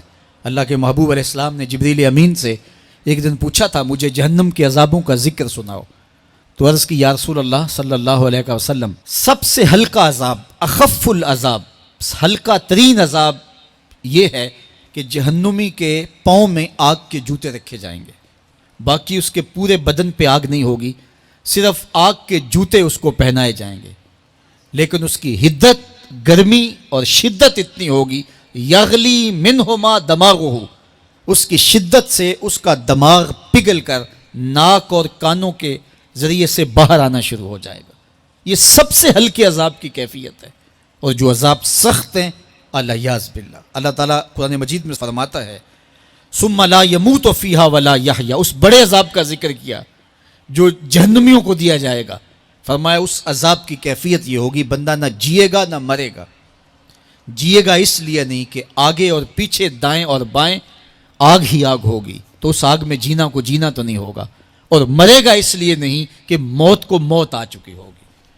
جنت میں جنتیوں کو ایک ہی ڈر اور خدشہ ہوگا کہیں موت نہ آ جائے، اور جہنمیوں کو ایک ہی امید ہوگی کہیں موت آ جائے اور جان چھوٹ جائے. اللہ تعالیٰ مینڈے کی شکل میں موت کو لائے گا اور موت کو ذبح کیا جائے گا. جنتی جنت سے اور جہنمی جہنم سے دیکھ رہے ہوں گے. جب موت کو ذبح کر دیا جائے گا اب موت نہیں ہے تو جنتی اتنے خوش ہو جائیں گے کہ اگر موت کو موت نہ آئی ہوتی تو یہ خوشی سے مر جاتے، اور جہنمی اتنے مایوس، دکھی اور پریشان ہوں گے کہ اگر موت کو موت نہ آئی ہوتی تو یہ صدمے سے مر جاتے. تو وہ کتنا سخت عذاب ہوگا الیاذ باللہ کہ ہلکے ترین عذاب کی کیفیت یہ ہے کہ پاؤں میں آگ کا جوتا اور دماغ پگھل کے ناک اور کانوں کے راستے سے باہر آ جائے. تو اس نے عرض کی یا رسول اللہ صلی اللہ علیہ وسلم، میرے اوپر حد جاری کر دیجئے. اور اس نے کہا کہ میرے پیٹ میں جو ہے وہ بچہ ہے اللہ کے محبوب علیہ السلام نے فرمایا جاؤ جب بچہ پیدا ہو تو پھر آنا. وہ چلی گئی. تو جب بچہ پیدا ہوا تو گود میں اٹھائے پھر حضور کی خدمت میں حاضر ہوئی اور عرض کی یا رسول اللہ یہ ہے بچہ جو میں نے گناہ کیا تھا، بدکاری کی تھی، آج یہ اس کی نشانی ہے. تو اللہ کے محبوب علیہ السلام نے فرمایا کہ اسے لے جاؤ اور اسے دودھ پلاؤ اور جب یہ کچھ کھانے پینے لگ جائے گا تو پھر آنا. تو تھوڑی دیر کے بعد، کچھ دنوں کے بعد وہ دوبارہ حاضر ہوئی اور اس نے اس بچے کے ہاتھ میں روٹی کا ٹکڑا دیا ہوا تھا اور عرض کی یا رسول اللہ دیکھ لیجئے اب یہ روٹی کھانے لگ گیا ہے. اللہ اکبر. تو اللہ کے محبوب نے فرمایا انہیں لے جاؤ اور جا کے انہیں سنگسار کر دو. اس کی یہ حد بنتی تھی، اس کو سنگسار کیا اور اس نے خود یہ سزا اپنے لیے قبول کی. مائز ابن مالک اسلمی عرض کی یا رسول اللہ طہرنی، مجھے پاک کر دیجئے. میرے حضور نے فرمایا جاؤ اللہ سے معافی مانگو. وہ گئے اور معافی مانگی، بے چینی اتنی تھی، پھر آ گئے اور عرض کی طہرنی یا رسول اللہ، حضور مجھے پاک کر دیجئے. فرمایا جاؤ اللہ سے معافی مانگو. وہ گئے، معافی مانگی، پھر پلٹ آئے. تیسری مرتبہ، چوتھی مرتبہ آقا کریم نے فرمایا فیما اطہرک کا، تمہیں کہا اللہ سے معافی مانگو، کریم ہے معاف کر دے گا، تم پھر پلٹ آتے ہو، تمہیں کس جرم سے پاک کروں؟ قال من الزنا، عرض کی مجھ سے بدکاری ہو گئی ہے اور میں چاہتا ہوں کہ دنیا پر فارغ ہو جاؤں. حضور نے فرمایا کہ اس کا توازن عقلی تو ٹھیک ہے. عرض کی حضور صحیح الحواس ہے. کہا کہ یہ نشے میں تو نہیں کہہ رہا، کسی نے اٹھ کے منہ سونگا. کہا حضور ایسی بات بھی نہیں ہے. فرمایا تم سوچ لو کیا کہہ رہے ہو. کہا حضور جو میں کہہ رہا ہوں وہ سچ کہہ رہا ہوں، مجھ سے گناہ سرزد ہو گیا اور میں چاہتا ہوں کہ دنیا پر ہی فارغ ہو جاؤں. اللہ کے محبوب علیہ السلام نے فرمایا کہ انہیں سنگسار کر دو. مائز ابن مالک اسلمی کو سنگسار کر دیا گیا. جب ان کا جنازہ اٹھا تو حضور بھی جنازے کے جلوس میں تھے. کسی کی زبان سے نکلا لو مائز نے گناہ کیا تھا. بس یہ بات سننے کی دیر تھی، اللہ کے محبوب کے چہرے پہ جلال آ گیا. فرمایا خبردار اگر کسی نے میرے مائز پہ بات کی، میرے مائز نے ایسی سچی توبہ کی ہے اگر روئے زمین کے تمام مسلمانوں میں بانٹ دی جائے لکفاہم، سب کی مغفرت ہو جائے. کہ انہوں نے اپنے آپ کو خود پیش کیا ہے. اب مائز ابن مالک کا جنازہ اللہ کے رسول نے خود پڑھایا، بلکہ مسلم کتاب الحدود میں ہے کہ ان کے جنازے کے دوسرے دن یا تیسرے دن حضور ان کے ہاں تشریف لے گئے. اور جب آقا گئے وہم جلوسن، تو لوگ وہاں بیٹھے ہوئے تھے. تو میرے آقا نے فرمایا استغفروا لمائز، مائز کے لیے بخشش اور مغفرت کی دعا کرو. تو یہ بات ذہن نشین کیجئے کہ یہ وہ لوگ تھے کہ جن سے کبھی کوئی گناہ سرزد ہو جاتا تو وہ جلد توبہ کرتے اور اس کی بڑی سے بڑی حد اور سزا بھی ہوتی تو وہ بھی کاٹنے کے لیے تیار ہو جاتے. میں اور آپ دیکھیں کہ ہماری زندگی میں اگر گناہ ہیں اور ہمیں سچی توبہ کی توفیق بھی نصیب نہیں ہے تو پھر ہم سوچ لیں کہ ہم کہاں کھڑے ہیں. دیکھیے اللہ دلوں کے بھید جانتا ہے. سچی توبہ یہ ہے کہ جو کیے پر ندامت ہو اور آئندہ نہ کرنے کا عزم مصمم ہو، پکا ارادہ ہو کہ یہ گناہ زندگی میں دوبارہ نہیں کروں گا. الگ بات ہے کہ پھر دوبارہ اس سے سرزد ہو جائے، لیکن جب وہ توبہ کر رہا ہو تو اس وقت اس کا پختہ عزم ہو اور اس کے دل کے کسی گوشے میں نہ ہو کہ چلو میں توبہ کر لیتا ہوں اور پھر ہو گیا تو پھر کر لوں گا. پکا عزم ہو کہ دوبارہ یہ گناہ نہیں کروں گا. اور اگر زبان سے توبہ توبہ کر رہا ہو اور دل میں ہو کہ ٹھیک ہے یہ تو صبح بھی مجھ سے عمل بد سرزد ہونا ہے، تو اللہ تعالیٰ سے یہ مذاق کرنے والی بات ہے. اور اللہ تعالیٰ سے جو مذاق کرتا ہے وہ کہاں کھڑا ہے وہ خود سوچ لے. وہ کیا کسی نے کہا تھا کہ توبہ کی پھر توبہ کی، پھر توبہ کر کے توڑ دی، میری اس توبہ پہ توبہ توبہ توبہ کر اٹھی. تو ایسی توبہ نہیں ہے کہ جو رسماً کسی مجلس میں چلے گئے، کسی اجتماع میں چلے گئے تو سب لوگوں نے توبہ توبہ کی تو وہ بھی توبہ توبہ کرتا رہا، لیکن اس کا عزم مصمم پختہ ارادہ نہیں تھا گناہوں کو چھوڑنے کا. تو یہ توبہ نہیں، یہ مذاق ہے. اس لیے اللہ کے حضور سچی توبہ یہ ہے کہ ما قبل کے گناہوں سے ندامت پیدا ہو جائے اور سچے دل سے ارادہ کیا جائے، پختہ عزم کیا جائے کہ دوبارہ میں یہ گناہ نہیں کروں گا. یہ الگ بات ہے کچھ عرصے بعد اس سے پھر سرزد ہو جائے، پھر وہ گناہ ہو جائے تو پھر وہ پکی توبہ کرے تو 100 بار بھی گناہ کرے گا، 100 بار بھی توبہ کرے گا، اللہ 100 بار قبول کرے گا. لیکن اندت توبہ اس کا عزم مصمم ہونا چاہیے، اس کا عزم پختہ ہونا چاہیے. محض لفظوں سے توبہ توبہ پکارنا اور دل توبہ نہ کر رہا ہو اور دل عزم مصمم نہ رکھتا ہو تو یہ